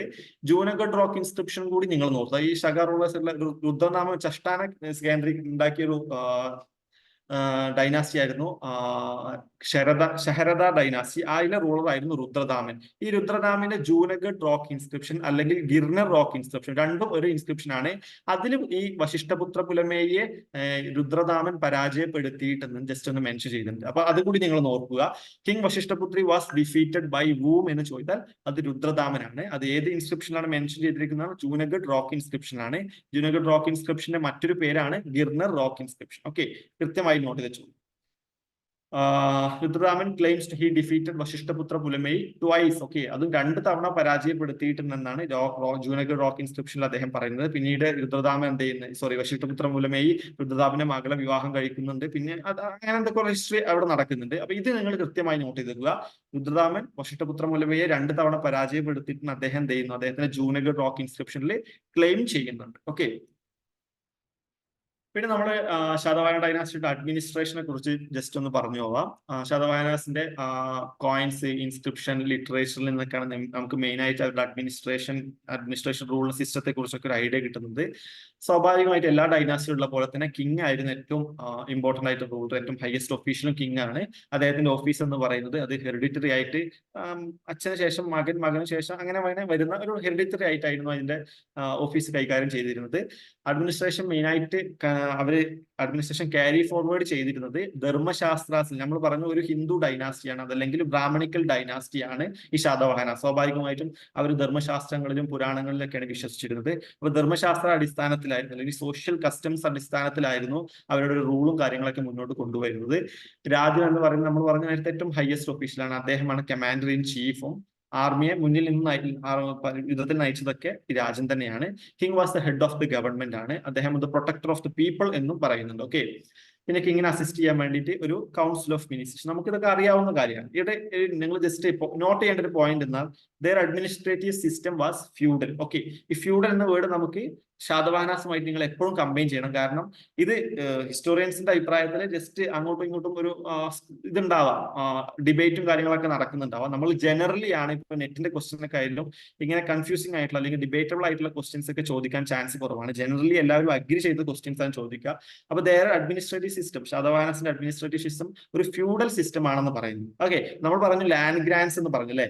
ഇന്ത്യയിൽ ആദ്യമായിട്ട് ലാൻഡ് ഗ്രാൻസ് ബ്രാഹ്മണാസ് നൽകിയ ഡൈനാസ്റ്റി എന്ന് ശാതവാഹനാസിന്. അപ്പൊ ലാൻഡ് ഗ്രാൻസ് നൽകണമെങ്കിൽ തന്നെ അതൊരു ഫ്യൂഡൽ ആയിരിക്കണം. ഓക്കെ, അപ്പൊ ആ ഒരു പോയിന്റ് ജസ്റ്റ് നിങ്ങളൊന്ന് കണക്ട് ചെയ്ത് പഠിക്കാൻ നോക്കുക. ഓക്കെ, പിന്നെ ഏറ്റവും ഇമ്പോർട്ടന്റ് ആയിട്ടുള്ള 3 ഒഫീഷ്യലാണ് രാജ, മഹാഭോജ, മഹാരഥി അല്ലെങ്കിൽ സേനാപതി. ഈ 3 ഒഫീഷ്യൽസും ശാതവാഹനാസിൽ ഏറ്റവും ഇമ്പോർട്ടന്റ് ആയിട്ടുള്ള ഒഫീഷ്യൽസ് ആണ്. ഈ രാജ എന്ന് പറയുന്നതാണ് ഏറ്റവും ഹയസ്റ്റ് ആയിട്ടുള്ള ഗ്രേഡ് വരുന്നത്. അദ്ദേഹത്തിന് എന്ത് ചെയ്യുന്നു, സ്വന്തമായിട്ട് കോയിൻസ് സ്ട്രൈക്ക് ചെയ്യാനും ടാക്സുകൾ ഇമ്പോസ് ചെയ്യാനുള്ള അധികാരമുണ്ട്. The kingdom was divided into district called അഹാര.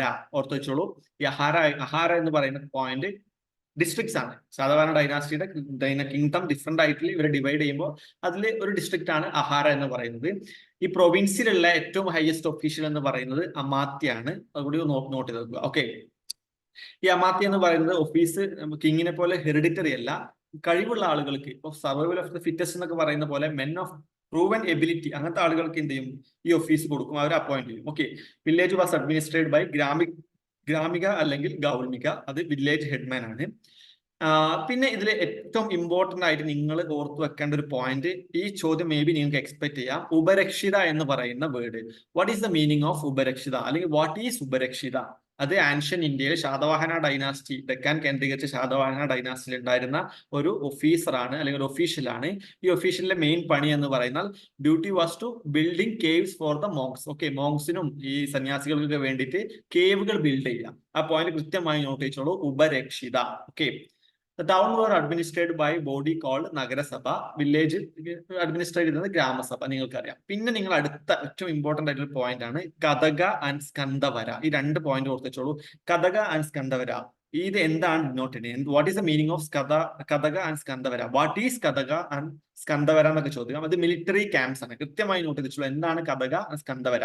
അത് രണ്ടും മിലിറ്ററി ക്യാമ്പ്സിനെ പറയുന്ന, ആൻഷ്യൻ ഇന്ത്യയിൽ ഡെക്കാനിൽ സ്ഥിതി ചെയ്യുന്ന ശതവാഹന ഡൈനാസ്റ്റി പറയുന്ന ശതവാഹന ഡൈനാസ്റ്റിയിൽ ഉണ്ടായിരുന്ന രണ്ട് മിലിറ്ററി ക്യാമ്പ്സുകളാണ്. മിലിറ്ററി ക്യാമ്പ്സുകൾ പറയുന്ന പേരാണ് കഥക ആൻഡ് സ്കന്ദവര. നമ്മൾ ഒരു 3 പോയിന്റ് ഇവിടെ പഠിച്ചു. കഥക ആൻഡ് സ്കന്ദവര എന്ന് പറയുന്ന മിലിറ്ററി ക്യാമ്പ്സ് ആണ്. ഉപരക്ഷിത എന്ന് പറയുന്നത് ഓഫീസറാണ് who build the caves, okay, for monks. കൊടുത്തു വെച്ചോളൂ. പിന്നെ ശാതവാഹനസിന്റെ ഈ ഒരു എക്കണോമിയെ കുറിച്ച് പറയുകയാണെങ്കിൽ നമ്മൾ ഫ്യൂഡൽ ആണെന്ന് പറഞ്ഞു. ഫ്യൂഡൽ എന്ന് പറയുമ്പോൾ നമ്മൾ അതിനെ കൂടെ കണക്ട് ചെയ്ത് പഠിക്കേണ്ട കാര്യമാണ്. അത് അഗ്രികൾച്ചർ ആയിരിക്കും അതിന്റെ ബേസ് എന്ന് പറയുന്നത്. ഓക്കെ, അപ്പൊ അഗ്രികൾച്ചർ ആയിരുന്നു backbone of the economy. They also related trade. നമ്മൾ പറഞ്ഞു വശിഷ്ഠപുത്ര പുലമേയുടെ കോയിൻസിലൊക്കെ ഈ ഷിപ്പിന്റെ മോട്ടീഫ് ഉണ്ടെന്ന് പറഞ്ഞല്ലേ. അപ്പം ഷിപ്പിന്റെ മോട്ടീഫ് ഉണ്ടാകുമ്പോൾ സ്വാഭാവികമായിട്ടും അത് ട്രേഡിനെയാണ് റിലേറ്റ് ചെയ്യുന്നത്. അപ്പൊ ട്രേഡ് റിലേറ്റ് ചെയ്യുന്ന പറയുമ്പോൾ സ്വാഭാവികമായിട്ടും ഇവർക്ക് ട്രേഡ് കണക്ഷൻസ് ഉണ്ടെന്നാണ് വിശ്വസിക്കപ്പെടുന്നത്. ഓക്കെ, പിന്നെ ഏറ്റവും ഇമ്പോർട്ടന്റ് ആയിട്ട് മറ്റൊരു പോയിന്റ്സ് ശാതവാഹന ഡൈനാസ്റ്റിയുടെ കോയിൻസ് ആണ്. അവർ ഡൈസ്ട്രക് കോയിൻസും കാസ്റ്റ് കോയിൻസും രണ്ടും അവരുടെ കയ്യിലുണ്ട്. അപ്പൊ നമ്മളിത് ജസ്റ്റ് കൺസെപ്റ്റ് ഒന്ന് ക്ലിയർ ചെയ്യാം. ഈ ഡൈസ്ട്രക് കോയിൻസ് എന്ന് പറഞ്ഞാൽ ഒരു സാധനം, ഇപ്പൊ നമ്മളൊരു മെറ്റൽ ഉണ്ടാക്കുന്നു. അപ്പൊ ഗോൾഡ് ആയിക്കോട്ടെ സിൽവർ ആയിക്കോട്ടെ, ആ മെറ്റലിന്റെ ഒരു സാധനം കൊണ്ട് അടിച്ചിട്ട് ഉണ്ടാക്കുന്ന ഒരു സ്ട്രക്ക് ചെയ്തുണ്ടാക്കുന്ന ഒരു തരം കോയിൻസിനാണ് ഡൈസ്ട്രക് കോയിൻസ് എന്ന് പറയുന്നത്. കാസ്റ്റ് കോയിൻസ് എന്ന് നമ്മൾ ഈ അച്ചൊക്കെ ഉണ്ടാവില്ലേ, ഈ അച്ചിലേക്ക് ഈ സ്വർണം, ഈ ഗോൾഡ് ആണെങ്കിൽ സിൽവർ ആണെങ്കിലും ഉരുക്കി ഒഴിക്കുമ്പോൾ ആ റൗണ്ട് ഷേപ്പിൽ നമുക്ക് കിട്ടുന്ന ആ കോയിൻസിനെയാണ് കാസ്റ്റ് കോയിൻസും എന്ന് പറയുന്നത്. ഓക്കെ, അപ്പൊ ഈ രണ്ട് കോയിൻസും ശാതവാഹന ഡൈനാസ്റ്റിയിൽ നമുക്ക് കാണപ്പെടുന്നുണ്ട്. ഏറ്റവും കൂടുതൽ ഉണ്ടായിരുന്ന കോയിൻസ് എന്ന് പറയുന്നത് ഡൈസ്ട്രക് കോയിൻസ് ആണ്. സ്റ്റേറ്റ്മെന്റ് ടൈപ്പ് ഓഫ് ക്വസ്റ്റ്യൻസ് ഒക്കെ നമുക്ക് ഇത് എക്സ്പെക്ട് ചെയ്യാം. Okay, Satavahana dynasty was structured most of the coins where what are the coins of what type of coins we can see from the Satavahana dynasty എന്നൊക്കെ നമുക്ക് ചോദിക്കാം. Okay, ഇപ്പൊ die struck coins ഉണ്ട്, cast coins ഉണ്ട്, രണ്ടും ഉണ്ട്. ഏറ്റവും കൂടുതൽ കണ്ടിരുന്നത് ഡൈസ്ട്രക് കോയിൻസ് ആണ്. ഓക്കെ, സിൽവറിലും കോപ്പറിലും ലെഡിലും പോർട്ടീനിലൊക്കെ, പോർട്ടീൻ എന്ന് പറഞ്ഞാൽ ലെഡിന്റെയും കോപ്പറിന്റെയും ടിന്നിന്റെ ഒക്കെ ഒരു മിക്സ്ഡ് ആണ്. അപ്പൊ ആ എല്ലാ ടൈപ്പിലും നമുക്ക് കോയിൻസ് കാണാം. പോർട്ടിന്റെ ലെഡിന്റെ ഒക്കെ സ്വാഭാവികമായിട്ട് അതിന്റെ വാല്യൂ കുറവാണ്, നമുക്ക് അറിയുന്ന പോലെ തന്നെ. പിന്നെ Dravidian language and Brahmi script were used on portrait coins. Okay, portrait coins എന്ന് നമുക്കറിയാം, ഒരു സൈഡിൽ കിങ്ങിന്റെ അതല്ലെങ്കിൽ അത് അവരെ റിലേറ്റ് ചെയ്തിട്ടുള്ള ഡൈനാസ്റ്റിയുടെ സിമ്പിളോ അങ്ങനെ എന്തെങ്കിലുമൊക്കെ ഉണ്ടാവുന്ന ഒരു കോയിൻസിനെയാണ് ഈ പോർട്രേറ്റ് കോയിൻസ് എന്ന് പറയുന്നത്. അപ്പൊ ബ്രഹ്മി സ്ക്രിപ്റ്റും ദ്രവീഡിയൻ ലാംഗ്വേജും ആയിരുന്നു അവർ മെയിൻ ആയിട്ട് യൂസ് ചെയ്യുന്നത്. ദ്രവീഡിയൻ ലാംഗ്വേജ് നമ്മൾ ഡെക്കാൻ എന്ന് പറയുന്നത്. ബ്രഹ്മി സ്ക്രിപ്റ്റ് എന്ന് പറയുമ്പോൾ നമ്മൾ പറഞ്ഞു ഈ മൗര്യാസിന്റെ ഒക്കെ സക്സസ് ആയിട്ട് ഡെക്കാനിലേക്ക് വന്നതാണ്. സ്വാഭാവികമായിട്ടും മൗര്യാസ് യൂസ് ചെയ്യുന്ന സ്ക്രിപ്റ്റ് എന്ന് പറയുന്നത് ബ്രഹ്മി സ്ക്രിപ്റ്റ് ആണ്. ഓക്കെ,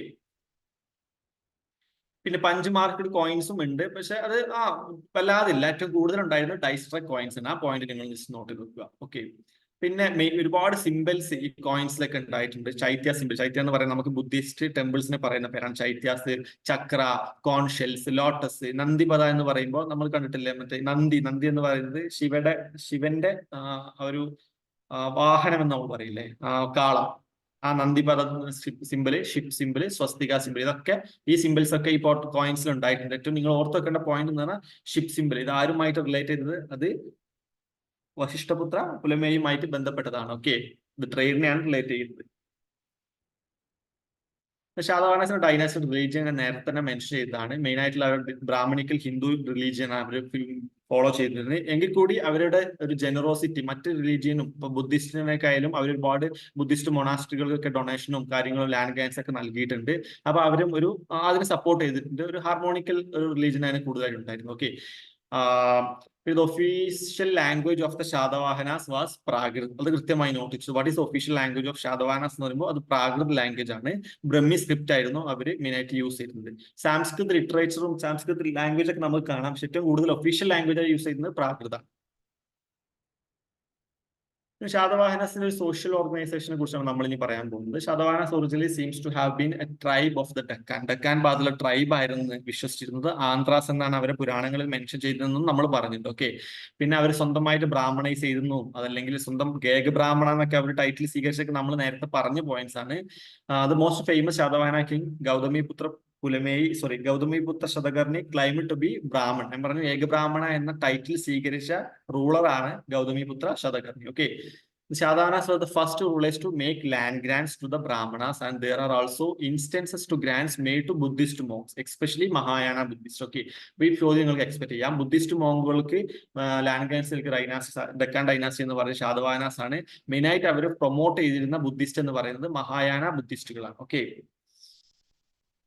പിന്നെ the artisans and merchants formed an important class of society due to the flourishing trade and commerce. നമ്മൾ പറഞ്ഞു ആ ഷിപ്പിന്റെ മോട്ടീഫുള്ള കോയിൻസ് നമുക്ക് കിട്ടി, അത് ഉണ്ടായത് വശിഷ്ഠപുത്ര പുലമയിൽ നിന്നാണ്. അപ്പോൾ ആ കോയിൻസിൽ നമ്മൾ ഉദ്ദേശിക്കുന്നത് ഈ ട്രേഡ് ആൻഡ് കൊമേഴ്സ് ഈ രാജ്യത്ത് ഒരുപാട് ഉണ്ടെന്നാണ്. സ്വാഭാവികമായിട്ട് അത് മെർച്ചൻസിനും ഈ കൊമേഴ്ഷ്യൽ ക്ലാസ്സിനൊക്കെ ഒരുപാട് ഇമ്പോർട്ടൻസ് നൽകിയ ഒരു സോഷ്യൽ ഓർഗനൈസേഷൻ ആണ് അവിടെ ഉണ്ടായിരുന്നത്. മെർച്ചൻസ് എന്ത് സ്വാഭാവികമായിട്ടും took pride in naming themselves after the towns which they belong. Okay, അപ്പൊ ഇതിൽ പ്രധാനമായിട്ട് നിങ്ങൾ നോട്ട് ചെയ്തിന്റെ point among the artisans the Gandhigas. Okay, Gandhigas എന്ന് പറയുന്നത് ഈ ടോപ്പിക് എനിക്ക് ചോദ്യം ചോദിക്കാം. What is ഗാന്ധിഗാസ്? ഗാന്ധിഗാസ് എന്ന് പറയുന്നത് ആരെയാണ്, എന്താണ് അതുകൊണ്ട് ഉദ്ദേശിക്കുന്നത്? അതൊരു ട്രേഡിംഗ്, ഒരു കൊമേഴ്ഷ്യൽ ക്ലാസ് ആണ്. അവർ മെയിൻ ആയിട്ട് ബിസിനസ് എന്ന് പറയുന്നത് പെർഫ്യൂമിലാണ്. അവർ ദം വൂ സ്മെൽ ഗുഡ്, അങ്ങനെ എന്താണ് അതിന്റെ മീനിങ് എന്നുണ്ട്. ഗാന്ധിഗാസിന്റെ മീനിങ് എന്താണ്? വൂ ദേ സ്മെൽസ് ഗുഡ്, അങ്ങനെ എന്തോ ആണ്. ഓക്കെ, പെർഫ്യൂമേഴ്സ് ആണ് മെയിൻ ആയിട്ട്. പെർഫ്യൂമും സ്മെൽസും ഒക്കെ ആയിട്ട് നിങ്ങൾ റിലേറ്റ് ചെയ്ത് പഠിക്കാൻ നോക്കുക. ഈ ടൈറ്റിൽ ഗാന്ധി എന്ന് പറയുന്നത് ഗാന്ധികയിൽ നിന്നാണ് വന്നതെന്നൊക്കെയാണ് പറയുന്നത് പിന്നീട്. ഓക്കെ, പിന്നെ നമ്മൾ പറഞ്ഞു പുലമേയി ഫോർത്ത് ആണ് ഏറ്റവും അവസാനമായിട്ടുള്ള last king of the Satavahana dynasty. പല കാരണങ്ങൾ കൊണ്ട് മറ്റുള്ള ശാതവാഹന ഡൈനാസ്റ്റി കൂടുതൽ വർഷങ്ങൾ സ്വാഭാവികമായിട്ടും കഴിയുമ്പോൾ തന്നെ അവരുടെ പവറും കാര്യങ്ങളൊക്കെ കുറയുന്നു. സക്സസേഴ്സ് ആയിട്ട് വന്നിരുന്ന പല റൂളേഴ്സ് എന്ത് ചെയ്യുന്നു, പരാജിതരാകുന്നു. അവരൊന്നും ഗൗതമിപുത്രയുടെ അത്ര സ്ട്രോങ് ആയിരുന്നില്ല. പുലമേവി ഫോർത്ത് ആണ് ഏറ്റവും അവസാനത്തെ കിങ് ശാതവാഹന ലൈനിൽ, ഏറ്റവും അവസാനത്തെ കിങ്. അദ്ദേഹത്തിന്റെ ടൈം പീരീഡ് എന്ന് പറഞ്ഞ് 225 AD-ലാണ്. അദ്ദേഹത്തിന്റെ മരണത്തോടു കൂടി ഈ കിങ്ഡം പല ഭാഗങ്ങളായിട്ട് ചിതറിയിട്ട് ആ കിങ്ഡം അവിടെ അവസാനിക്കുകയാണ്. അപ്പൊ ശാതവാഹനാസിനെ റീപ്ലേസ് ചെയ്ത് വന്ന ഡൈനാസ്റ്റിയാണ് ഇക്ഷ്വാകുസ് ആണ്. ഓക്കെ, പല ഡൈനാസ്റ്റീസ് വരുന്നത് നമ്മൾ പറഞ്ഞു. ഡെക്കാൻ കേന്ദ്രീകരിച്ച് ഏൻഷ്യൻ ഇന്ത്യയിൽ ഭരിച്ചിരുന്ന ഡൈനാസ്റ്റിയാണ് ശാതവാഹനാസ്. അവരുടെ തകർച്ചയോട് കൂടി ഡിഫറെന്റ് പ്രിൻസിപ്പാലിറ്റീസ് ആയിട്ട് ഒരുപാട് ചെറിയ ചെറിയ രാജ്യങ്ങളായിട്ട് ഈ രാജ്യം തകരുകയാണ്. അപ്പൊ ഇക്ഷ്വാകുസ് ഈസ്റ്റേൺ ഭാഗത്ത് കീഴടക്കുന്നുണ്ട്. അഭിരാസ് എന്ന് പറയുന്ന ഡൈനാസ്റ്റി വെസ്റ്റേൺ ഭാഗത്ത് വരുന്നുണ്ട്. പല്ലവാസ് എന്ത് ചെയ്യുന്ന അവരുടെ സൗത്ത് ഈസ്റ്റ് റീജിയനിൽ വന്നിട്ട് അവരെ മൊത്തത്തിൽ ഏറ്റെടുക്കുന്നുണ്ട്. ഓക്കെ, ഇതാണ് ഇപ്പോൾ ശാതവാഹനാസ് എന്ന് പറയുമ്പോൾ ഒരു ടോപ്പിക്കിൽ നമുക്ക് മെയിൻ ആയിട്ട് പറയാനുള്ളത്. ഞാനൊരു 3 MCQs നിങ്ങൾക്ക് ഇൻട്രൊഡ്യൂസ് ചെയ്യാം.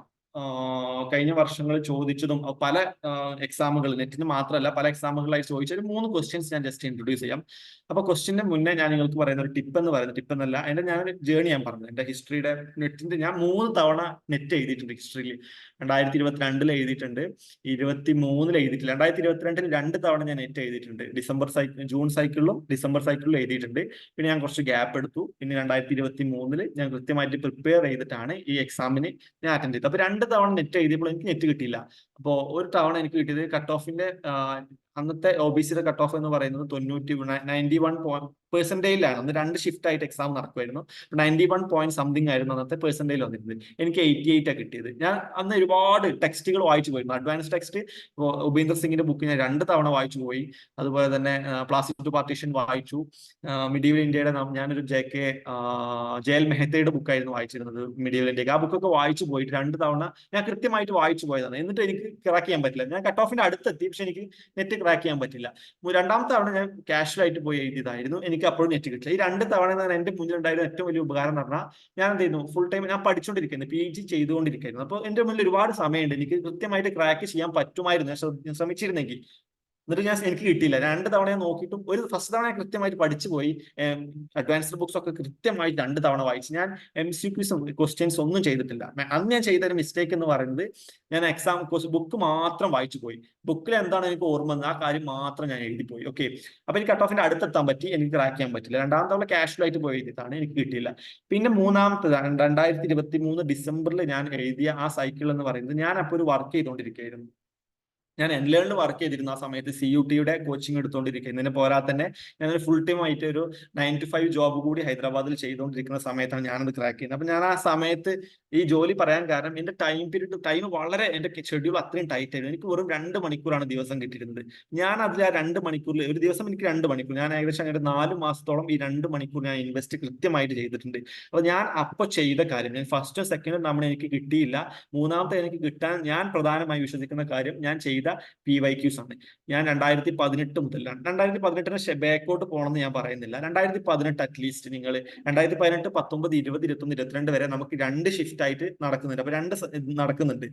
2 ഷിഫ്റ്റ് ആയിട്ടാണ് നടക്കുക. മോർണിംഗ് ഷിഫ്റ്റ് ഉണ്ട്, മറ്റേ ആഫ്റ്റർനൂൺ ഷിഫ്റ്റ് ഉണ്ട്. അപ്പൊ 2 ഷിഫ്റ്റിലെ പേപ്പേഴ്സ് എടുത്തിട്ട് ഞാൻ കൃത്യമായിട്ട് പഠിച്ചു. ഞാൻ ബേസിക് അഡ്വാൻസ്ഡ് ടെക്സ്റ്റുകൾ ജസ്റ്റ് ഒറ്റ തവണ ജസ്റ്റ് ഒന്ന് റീഡ് ചെയ്ത് പോയി.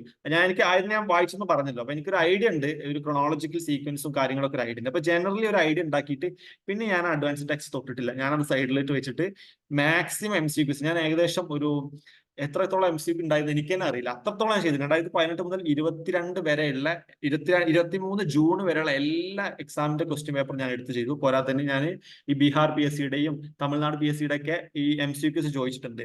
ജസ്റ്റ് നെറ്റിൽ അടിച്ചാൽ നമുക്ക് കിട്ടും. ആ MCQs ഒക്കെ മാക്സിമം എടുത്തിട്ട് ഞാൻ പ്രാക്ടീസ് ചെയ്തിട്ടുണ്ട്. ഞാൻ ചെയ്തതിന് പുറമേ എന്ന് പറഞ്ഞാൽ MCQ ചെയ്യുന്നതിന്റെ കൂടെ തന്നെ ഇപ്പൊ നമുക്കൊരു ഓപ്ഷൻ ഇപ്പൊ നിങ്ങൾ കണ്ടില്ലേ, which Satavahana rule claim to be a both unique claim to be both a unique Brahmana, Ega Brahmana and a sorry, എനിക്ക് ഇവിടെ ഇത് കാണുന്നില്ല. And destroyed of the pride of Kshatriyas എന്ന് പറഞ്ഞ ഒരു ചോദ്യം ഇവിടെ തന്നു. 4 ടോപ്പിക് ഉണ്ട് അല്ലെ, 4 ഓപ്ഷൻസ് നമുക്ക് ശതകർണി, ശിവസ്കന്ധ ശതകർണി, സിമുഖ, ഗൗതമി പുത്ര ശതകർണി എന്ന 4 ടോപ്പിക്. ഞാൻ ചെയ്തെന്ന ഒരു ക്വസ്റ്റ്യൻ എടുക്കും. അപ്പൊ നമ്മൾ സ്വാഭാവികമായിട്ട് നോർമലി ചെയ്യുന്ന രീതി പറഞ്ഞാൽ നമ്മൾ ഈ ക്വസ്റ്റ്യൻ വായിക്കുന്നു, ഇതിന്റെ ഉത്തരം എന്താണ്, ഗൗതമി പുത്ര ശതകർണി. ഇതിന്റെ ഉത്തരം എല്ലാവർക്കും അറിയുന്ന പോലെ ഗൗതമി പുത്ര ശതകർണിയാണ്. ഏക ബ്രാഹ്മണ എന്നും destroyed of the pride of Kshatriya Vardha Mardana എന്നൊക്കെ നമ്മൾ പറഞ്ഞു അല്ലേ. അപ്പൊ ആ അറിയപ്പെടുന്ന പേര് എടുത്തത് ഗൗതമി പുത്ര ശതകർണിയാണ്. അപ്പൊ നമ്മൾ എന്ത് ചെയ്യും, ഈ ആൻസർ എഴുതിയിട്ട് ജസ്റ്റ് പോകും. ഞാൻ എഴുതി പഠിച്ചിരുന്നു, കൃത്യമായിട്ട് ഞാൻ എഴുതിയിട്ട് തന്നെയാണ് പഠിച്ചിരുന്നത്. അപ്പൊ ഞാൻ ഇതിന്റെ പുറകെ എന്ത് ചെയ്യും, ഇതിന്റെ പുറമെ എന്ത് ചെയ്യും, ഈ ഒരു ക്വസ്റ്റ്യൻ ഗൗതമി പുത്ര ശതകർണി ആകുമ്പോൾ ഉത്തരം ഇതാണ് ഗൗതമി പുത്ര ശതകർണി. എന്നിട്ട് ഗൗതമി പുത്ര ശതകർണിയെ കുറിച്ച് നെറ്റിൽ ഞാൻ ജസ്റ്റ് ഒന്ന് സെർച്ച് ചെയ്യും. എന്നിട്ട് അദ്ദേഹത്തിന് കിട്ടാവുന്ന മാക്സിമം പോയിന്റ്സ് ഞാൻ ആഡ് ചെയ്യും. എന്നിട്ട് ഞാൻ അടുത്തത് പോവുക, സിമുഖ ആരാണ് നോക്കും. സിമുഖ നോക്കും, സിമുഖയിൽ നിന്ന് കിട്ടാവുന്ന മാക്സിമം പോയിന്റ് എടുക്കും. പിന്നെ ശിവസ്കന്ധ ശതകർണി ആരാ നോക്കും, അതിൽ നിന്ന് കിട്ടാവുന്ന മാക്സിമം പോയിന്റ്. ഇങ്ങനെയാവുമ്പോൾ നമ്മൾ എന്ത് ചെയ്യുക, ഒരു 100 ക്വസ്റ്റ്യൻ ഉള്ള ഒരു ക്വസ്റ്റ്യൻ പേപ്പർ ചെയ്യുമ്പോൾ നമുക്ക് ഏകദേശം 400 ക്വസ്റ്റ്യൻ ആണ് കിട്ടുന്നത്. ഓരോ ഓപ്ഷനും നമ്മളൊരു ക്വസ്റ്റ്യൻ ആയിട്ടാണ് കാണുന്നത്. ആ ഓപ്ഷന് കൂടി നമ്മൾ ഇപ്പൊ ഗൗതമിപുത്രയെ കുറിച്ച് ചെയ്തു, സിമുഖയെ കുറിച്ച് ചെയ്തു, ശിവസ്കന്ധ ശതകർണിയെ കുറിച്ച് ചെയ്തു, ശതകർണിയെ കുറിച്ച് ചെയ്തു. അപ്പൊ ഇത് 4 പേരെയും കുറിച്ച് നമുക്ക് 4 പേരെ കുറിച്ച് ഐഡിയ കിട്ടി അല്ലെ. നമ്മൾ ജനറലി ഒരു ശതവാഹനസിനെ കുറിച്ച് ഐഡിയ ഉണ്ടാക്കുക, എന്നിട്ട് ഈ ഡൈനാസ്റ്റിയെ കുറിച്ച് കൃത്യമായിട്ട് ഇങ്ങനെ ഒരു മെത്തേഡിലൂടെയാണ് നിങ്ങൾ പോകുന്നതെങ്കിൽ ഇപ്രാവശ്യം നെറ്റ് നിങ്ങൾക്ക് കൃത്യമായിട്ട് ട്രാക്ക് ചെയ്യാൻ പറ്റും തന്നെയാണ് ഞാൻ പറയുന്നത്. നെറ്റിന്റെ പുറമെ തന്നെ JRF തന്നെ എല്ലാവർക്കും കിട്ടുന്നതാണ് ഞാൻ എക്സ്പെക്ട് ചെയ്യുന്നത്. നിങ്ങൾ ഈ ഒരു രീതിയിലുള്ള മെത്തേഡ് മാക്സിമം നോക്കുക. PYQs ആൻഡ് MCQs വളരെ ഇമ്പോർട്ടന്റ് ആണ്. മാക്സിമം ഈ മോക്ക് ക്വസ്റ്റ്യൻസും PYQs നിങ്ങൾ അറ്റൻഡ് ചെയ്യാൻ നോക്കുക. അഡ്വാൻസ് ടെക്സ്റ്റ് വായിക്കേണ്ടെന്നല്ല പറയുന്നത്. ഓൾറെഡി ഒരു ജനറലി ഹിസ്റ്ററിക്ക് ഐഡിയ ഉള്ള ആളുകൾ പിന്നെയും ഒരുപാട് സമയം അതിൽ ഇൻവെസ്റ്റ് ചെയ്യണമെന്ന് ഞാൻ പറയുന്നില്ല. അത് ചെയ്യണം കൃത്യം. അത് ഒരു ഐഡിയ ഇല്ലാതെ നിങ്ങൾ നേരിട്ട് ഈ ക്വസ്റ്റ്യൻ ചെയ്യുകയാണെങ്കിൽ നിങ്ങൾക്ക് ആകെ ഭ്രാന്തായി പോകും. അതൊന്നും അറിയാതെ ഒരു അവസ്ഥ വരും നമുക്ക്. നിങ്ങൾ മാക്സിമം എന്ത് ചെയ്യുക, ഒരു ഫസ്റ്റ് ഒരു ഇനീഷ്യൽ ആയിട്ടുള്ള ഒരു 1-2 വട്ടം എല്ലാ ബേസിക് ടെക്സ്റ്റുകളും ഒന്ന് ജസ്റ്റ് വായിച്ചു പോകുക. പെട്ടെന്ന് ജസ്റ്റ് ഒന്ന് വായിച്ചു പോകുക. ഞാൻ പറയുന്നു 100-101% നിങ്ങൾക്ക് ആ പല കാര്യങ്ങളും എക്സാം ഹാളിൽ റിമെമ്പർ ചെയ്യാൻ പറ്റില്ല. പക്ഷെ നിങ്ങൾ എഴുതി പഠിച്ച ഈ PYQs നിങ്ങൾക്ക് കൃത്യമായിട്ട് ഓർമ്മ വരും.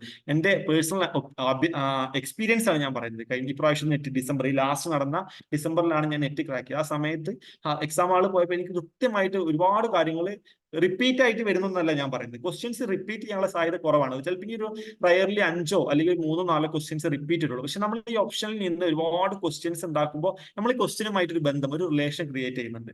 സ്വാഭാവികമായിട്ട് അത് നിങ്ങളെ വളരെ ഹെൽപ്ഫുൾ ആക്കും എന്ന് തന്നെയാണ് ഞാൻ പറയുന്നത്.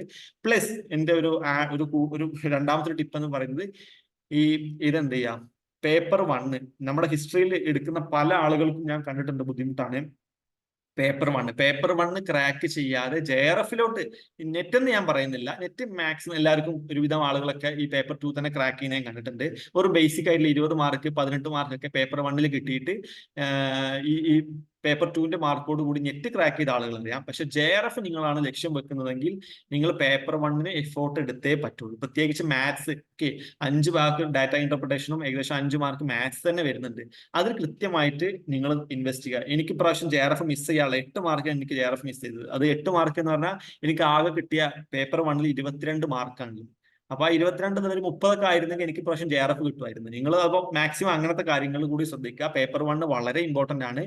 മാത്സ് പോർഷൻ നിങ്ങൾക്ക് അറിയില്ലെങ്കിൽ പല +2 ഹ്യൂമാനിറ്റീസ് എടുത്ത ആളുകളൊക്കെ ആണെങ്കിൽ 10ാം ക്ലാസ്സിൽ നിന്ന് നമുക്ക് മാത്സിലുള്ള ബന്ധം പോയി അല്ലേ. പക്ഷെ +2 ഒക്കെ മാത്സ് ഒക്കെ എടുത്ത് സയൻസ് ഒക്കെ എടുത്ത ആളുകളാണെങ്കിൽ അവർക്ക് കുറച്ചുകൂടി റിലേഷൻ ഉണ്ടാവും. അപ്പൊ നിങ്ങളെ വീക്ക് പോയിന്റ് ഏതെന്ന് കണ്ടെത്തുക.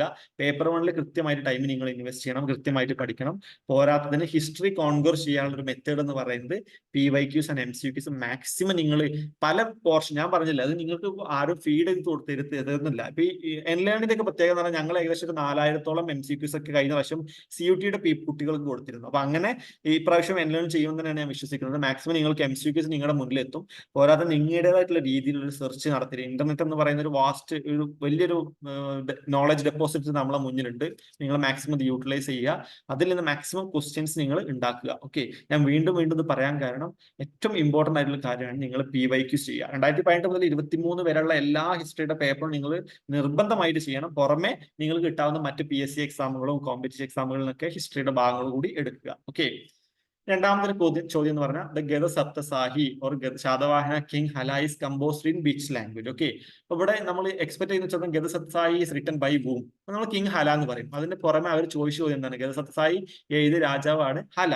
ഹല ഏത് ലാംഗ്വേജിലാണ് എഴുതിയിരിക്കുന്നത്? ഇങ്ങനത്തെ ചോദ്യങ്ങളായിരിക്കും നമുക്ക് എക്സ്പെക്ട് ചെയ്യാൻ പറ്റുക. ഓക്കെ, അത് പ്രാകൃത് ലാംഗ്വേജിലായിരുന്നു, ഞാൻ നേരത്തെ പറഞ്ഞു. അതുപോലെ തന്നെ ഞാൻ ജസ്റ്റ് ഇൻട്രൊഡ്യൂസ് ചെയ്യാണ് നിങ്ങൾക്ക് ഇങ്ങനത്തെ മെത്തേഡ് കൈൻഡ് ഓഫ്. നിങ്ങൾ മുന്നേ നെറ്റ് എഴുതിയ ആളുകളും ഇതിലുണ്ടാവാം, നിങ്ങൾക്ക് അറിയാം. ജസ്റ്റ് ഞാൻ ഫസ്റ്റ് ടൈം ആയിട്ട് എഴുതുന്ന ആളുകൾക്ക് ജസ്റ്റ് ഒന്ന് പറയാമെന്ന് പറഞ്ഞു. ഓക്കെ, ഇത്തരത്തിലുള്ള ക്വസ്റ്റ്യൻസ് ആണ് നമുക്ക് എക്സ്പെക്ട് ചെയ്യേണ്ടത്. മാച്ച് ദ ഫോളോയിങ് നിങ്ങൾക്ക് വരാം. ഇതിന് പുറമെ സ്റ്റേറ്റ്മെന്റ് ടൈപ്പ് ഓഫ് ക്വസ്റ്റ്യൻസ് നമുക്ക് എക്സ്പെക്ട് ചെയ്യാം. ഈ ചോദ്യം ജസ്റ്റ് നോക്കുക. Gautamiputra Satakarni defeated the Shaka ruler Rahmana. അത് ശരിയാണ് ഉത്തരം അല്ലെ, നമ്മൾ പറഞ്ഞാണ്. അക്ഷിതപുത്രമലി the success of Gautamiputra Satakarni, അതും ശരിയാണ്. Yajnashri Satakarni issued coins with motive of ship coins. Okay, അതും ശരിയാണ്. കിങ് ഹല റിട്ടൺ ഗഹ സത്യസായി, അതും ശരിയാണ്. അപ്പൊ ഇതിന്റെ ഓപ്ഷൻ എന്ന് പറയുന്നത് 2 ആണ്. ഓക്കെ, ഇത്തരം കാര്യങ്ങളാണ് മെയിൻ ആയിട്ട് ഇതിൽ പറയാനുള്ളത്. ഇത് ജസ്റ്റ് ഒരു കോംപ്ലിമെന്ററി ക്ലാസ് ആണ്. നിങ്ങൾക്ക് ജസ്റ്റ് ഒരു എൻലൈനിൽ എങ്ങനെയായിരിക്കും ഇതിന്റെ മെത്തേഡ്, ക്ലാസ്സുകളുടെ രീതി ഒക്കെയാണ്. ഇതിന്റെ പുറമെ കൃത്യമായിട്ട് MCQസും കൃത്യമായിട്ട് മോക്ക് ടെസ്റ്റ് ക്വസ്റ്റ്യൻസും ഒക്കെ നിങ്ങൾക്ക് പ്രൊവൈഡ് ചെയ്യുന്നതാണ്. നിങ്ങൾക്ക് എന്തെങ്കിലും ക്വസ്റ്റ്യൻ എന്നോട് ചോദിക്കാണ്ടോ, അല്ലെങ്കിൽ നമുക്ക് സെഷൻ വൈൻഡ് അപ്പ് ചെയ്യാം.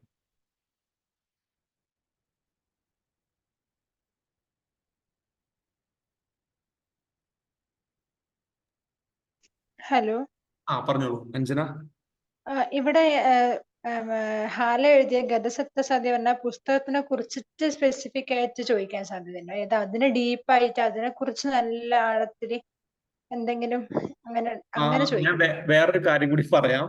ഇപ്പൊ ഹിസ്റ്ററിയുടെ JRF ക്രാക്ക് ചെയ്യുന്ന ആളുകൾ, ഏറ്റവും ടോപ്പ് ആയിട്ട് സ്കോർ ചെയ്യുന്ന, നെറ്റിൽ സ്കോർ ചെയ്യുന്ന ആളുകളുടെ മാർക്ക് എന്ന് പറയുന്ന ഇപ്പൊ ഒരു 100 മാർക്കിലാണ് ഞാൻ പറയുകയാണ്. ഏകദേശം 100 മാർക്കിലാണെങ്കിൽ ഒരു 65, 70 അതാണ് ഏറ്റവും മാക്സിമം ഒരാൾക്ക് സ്കോർ ചെയ്യാൻ പറ്റുന്നത്.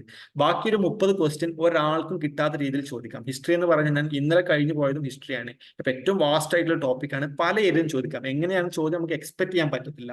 അപ്പൊ അങ്ങനെ ചോദ്യം ചോദിച്ചു കണ്ടിട്ടുണ്ട്. ഓരോ ഇൻസ്ക്രിപ്ഷൻസ് ഉണ്ടല്ലോ, ഇൻസ്ക്രിപ്ഷന്റെ ഉള്ളിൽ എഴുതിയ ഓരോ ലൈൻസ് എടുത്തിട്ട് ഇത് ഏത് ഇൻസ്ക്രിപ്ഷനിൽ ബന്ധപ്പെട്ടതാണ്, ഇത് ഏത് ഇതിനെയാണ് മെൻഷൻ ചെയ്യുന്നത്, ഇത് ആരോട് പറയുന്നു, ഇങ്ങനത്തെ ചോദ്യങ്ങളൊക്കെ നമ്മൾ കണ്ടിട്ടുണ്ട് കഴിഞ്ഞ പ്രാവശ്യത്തെ നെറ്റിൽ.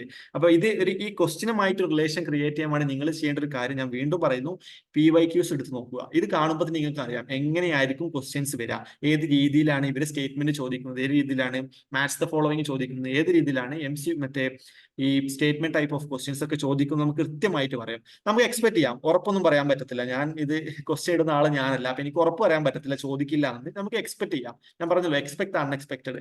അപ്പൊ നിങ്ങൾ എന്ത് ചെയ്യുക, മാക്സിമം MCQസും PYQസും ചെയ്യുക. PYQ ചെയ്യുമ്പോൾ തന്നെ നിങ്ങൾക്ക് അറിയാം എങ്ങനെയാണ് ചോദ്യം. 2018 PYQs ഒക്കെ പറയുമ്പോൾ നമുക്ക് കൂടുതൽ ഒരു വൺ ടൈം ഒറ്റ സ്റ്റേറ്റ്മെന്റിൽ ഉണ്ടായിരുന്ന ചോദ്യം കാണും. 2019, 21 ഒക്കെ ആയപ്പോഴേക്കും അത് കൂടുതൽ എന്ത് ചെയ്യും, അവർ ഫോക്കസ് ഈ സ്റ്റേറ്റ്മെന്റ് ടൈപ്പ് ഓഫ് ക്വസ്റ്റ്യൻസും മാച്ച് ദ ഫോളോവിംഗും വന്നു. 2023 ഞാൻ കഴിഞ്ഞ വർഷം കണ്ടത് കണ്ടംപററി ആയിട്ട് ഒരുപാട് ചോദ്യങ്ങൾ ചോദിച്ചു. കണ്ടംപററി നടന്നിട്ടുള്ള ഈ ബുക്സ് ഉണ്ടല്ലോ, അപ്പൊ എഡ്വാർഡ് സൈദിനെ കുറിച്ച് കഴിഞ്ഞ വർഷത്തെ ക്വസ്റ്റ്യൻ ചോദിച്ചിട്ടുണ്ട്. എഡ്വാർഡ് സൈദ് സോഷ്യോളജിസ്റ്റ് ആണ് കൂടുതലായിട്ട്, അദ്ദേഹത്തിന്റെ ഏരിയ. അദ്ദേഹത്തെ കുറിച്ച്, അദ്ദേഹത്തിന്റെ ബുക്കിനെ കുറിച്ചൊക്കെ ചോദിച്ചിട്ടുണ്ട്. 2022 ചോദിച്ചത് സിനിമകളെ കുറിച്ചാണ്. ഒരു ലോഡ് സിനിമകൾ, ഒരു ഡയറക്ടർ ആരാണ്, അതിലെ ക്യാരക്ടേഴ്സ് ആണ്, നമുക്ക് ഒരു ഐഡിയ കിട്ടാത്ത ചോദ്യങ്ങളായിരിക്കും ചോദിച്ചിട്ടുള്ളത്. അപ്പൊ അതൊക്കെ ചോദ്യമായിട്ടൊരു കണക്ഷൻ നിങ്ങൾ ഉണ്ടാവണമെങ്കിൽ നിങ്ങളെ PYQs എടുത്ത് ജസ്റ്റ് ഒന്ന് നോക്കുക. ഓക്കെ, ചോദ്യം മേ ബി എക്സ്പെക്ട് ചെയ്യാം അഞ്ജന, ഞാൻ ഉറപ്പൊന്നും പറയുന്നില്ല, ചോദ്യം എക്സ്പെക്ട് ചെയ്യാം.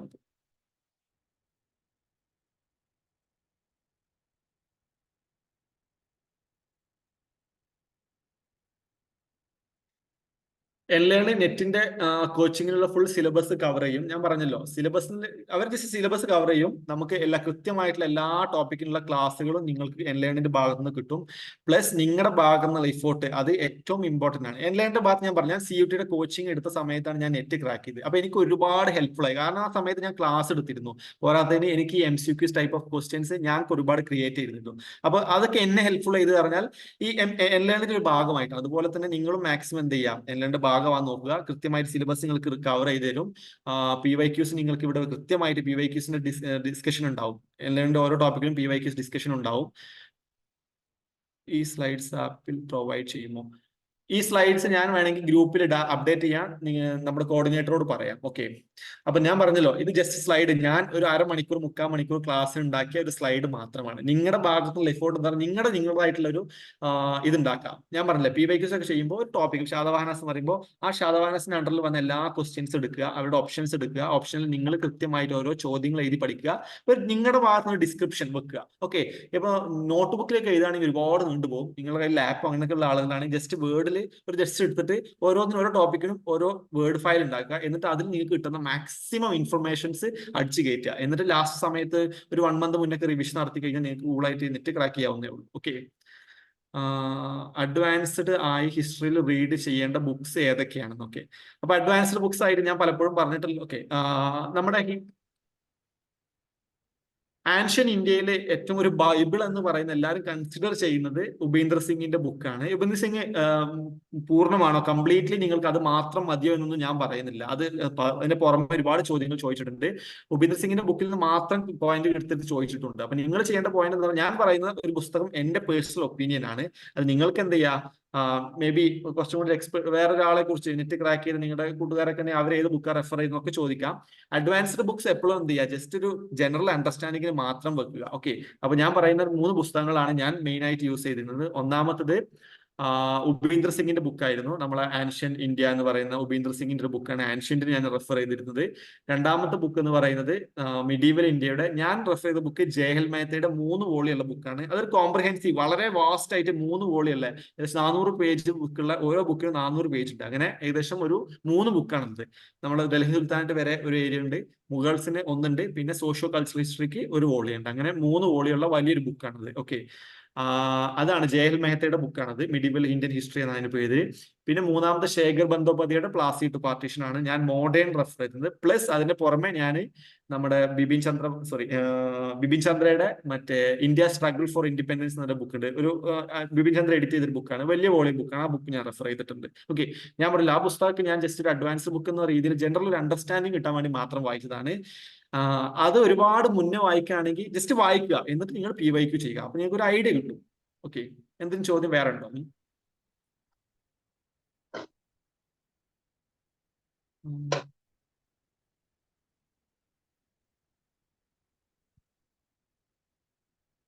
ആർക്കെങ്കിലും എന്തെങ്കിലും പറയാനുണ്ടോ?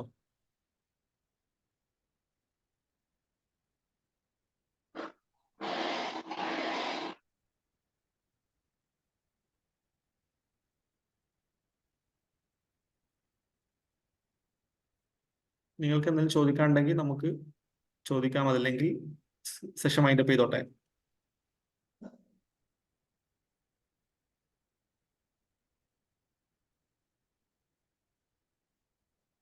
ഇതിൽ നെറ്റ് മുന്നേ ആരെങ്കിലും അറ്റൻഡ് ചെയ്ത ആളുകളുണ്ടോ? ജനറൽ പേപ്പറും എൻലൈൻ പ്രൊവൈഡ് ചെയ്യുന്നുണ്ട്. നിങ്ങൾ ഒന്നുകൂടി ബെസ്റ്റ് കോർഡിനേറ്ററുമായിട്ട് ഒന്ന് ജസ്റ്റ് കണക്ട് ചെയ്യാം. സഹൽ എന്നാണ് അദ്ദേഹത്തിന്റെ പേര്. അദ്ദേഹം ആ ഗ്രൂപ്പിൽ അദ്ദേഹം എന്തായാലും നിങ്ങൾക്ക് മെസ്സേജ് ചെയ്യും. ഓക്കെ, ഇപ്പൊ JRF ഒക്കെ ക്രാക്ക് ചെയ്യാൻ ഉദ്ദേശിക്കുന്ന ആളുകൾ ജനറൽ പേപ്പർ വളരെ ഇമ്പോർട്ടന്റ് ആണ്. എസ്പെഷ്യലി മാത്സ് ഒക്കെ നമുക്ക് കുറച്ച് ടൈറ്റുള്ള ഏരിയ ആയിരിക്കാം പല ഹ്യൂമാനിറ്റീസ് ഒക്കെ എടുത്ത് വന്ന ആളുകൾക്ക്. അപ്പോൾ അത് നിങ്ങൾ കൃത്യമായി നോക്കണം. മാത്സ് ജനറൽ പേപ്പറിൽ ഒരു സ്ട്രാറ്റജി എങ്ങനെയെന്ന് വരുന്നാൽ ഏകദേശം പേപ്പർ 1 ഒരു 30 മാർക്ക് ക്രാക്ക് ചെയ്യുക. അതുപോലെ തന്നെ പേപ്പർ 2 ഒരു 60 മാർക്ക് നിങ്ങൾക്ക് ക്രാക്ക് ചെയ്യാൻ പറ്റുകയാണെങ്കിൽ ഇതുവരെയുള്ള നോർമൽ കട്ട് ഓഫ് വെച്ചിട്ട് നിങ്ങൾക്ക് JRF കൺഫേം ആണ്. ഏകദേശം 150-90 മാർക്ക് എന്ന് പറഞ്ഞാൽ 150 മാർക്കായില്ലേ. അങ്ങനെയാണ് നോർമലി വന്നത്. ഇനി എന്തെങ്കിലും ആർക്കെങ്കിലും പറയാനുണ്ടോ? ഓക്കെ, ഞാൻ സെഷൻ വൈൻഡപ്പ് ചെയ്യാണ്. ഇന്നത്തെ നേരം സഹിച്ച എല്ലാവർക്കും താങ്ക് യു സോ മച്ച്.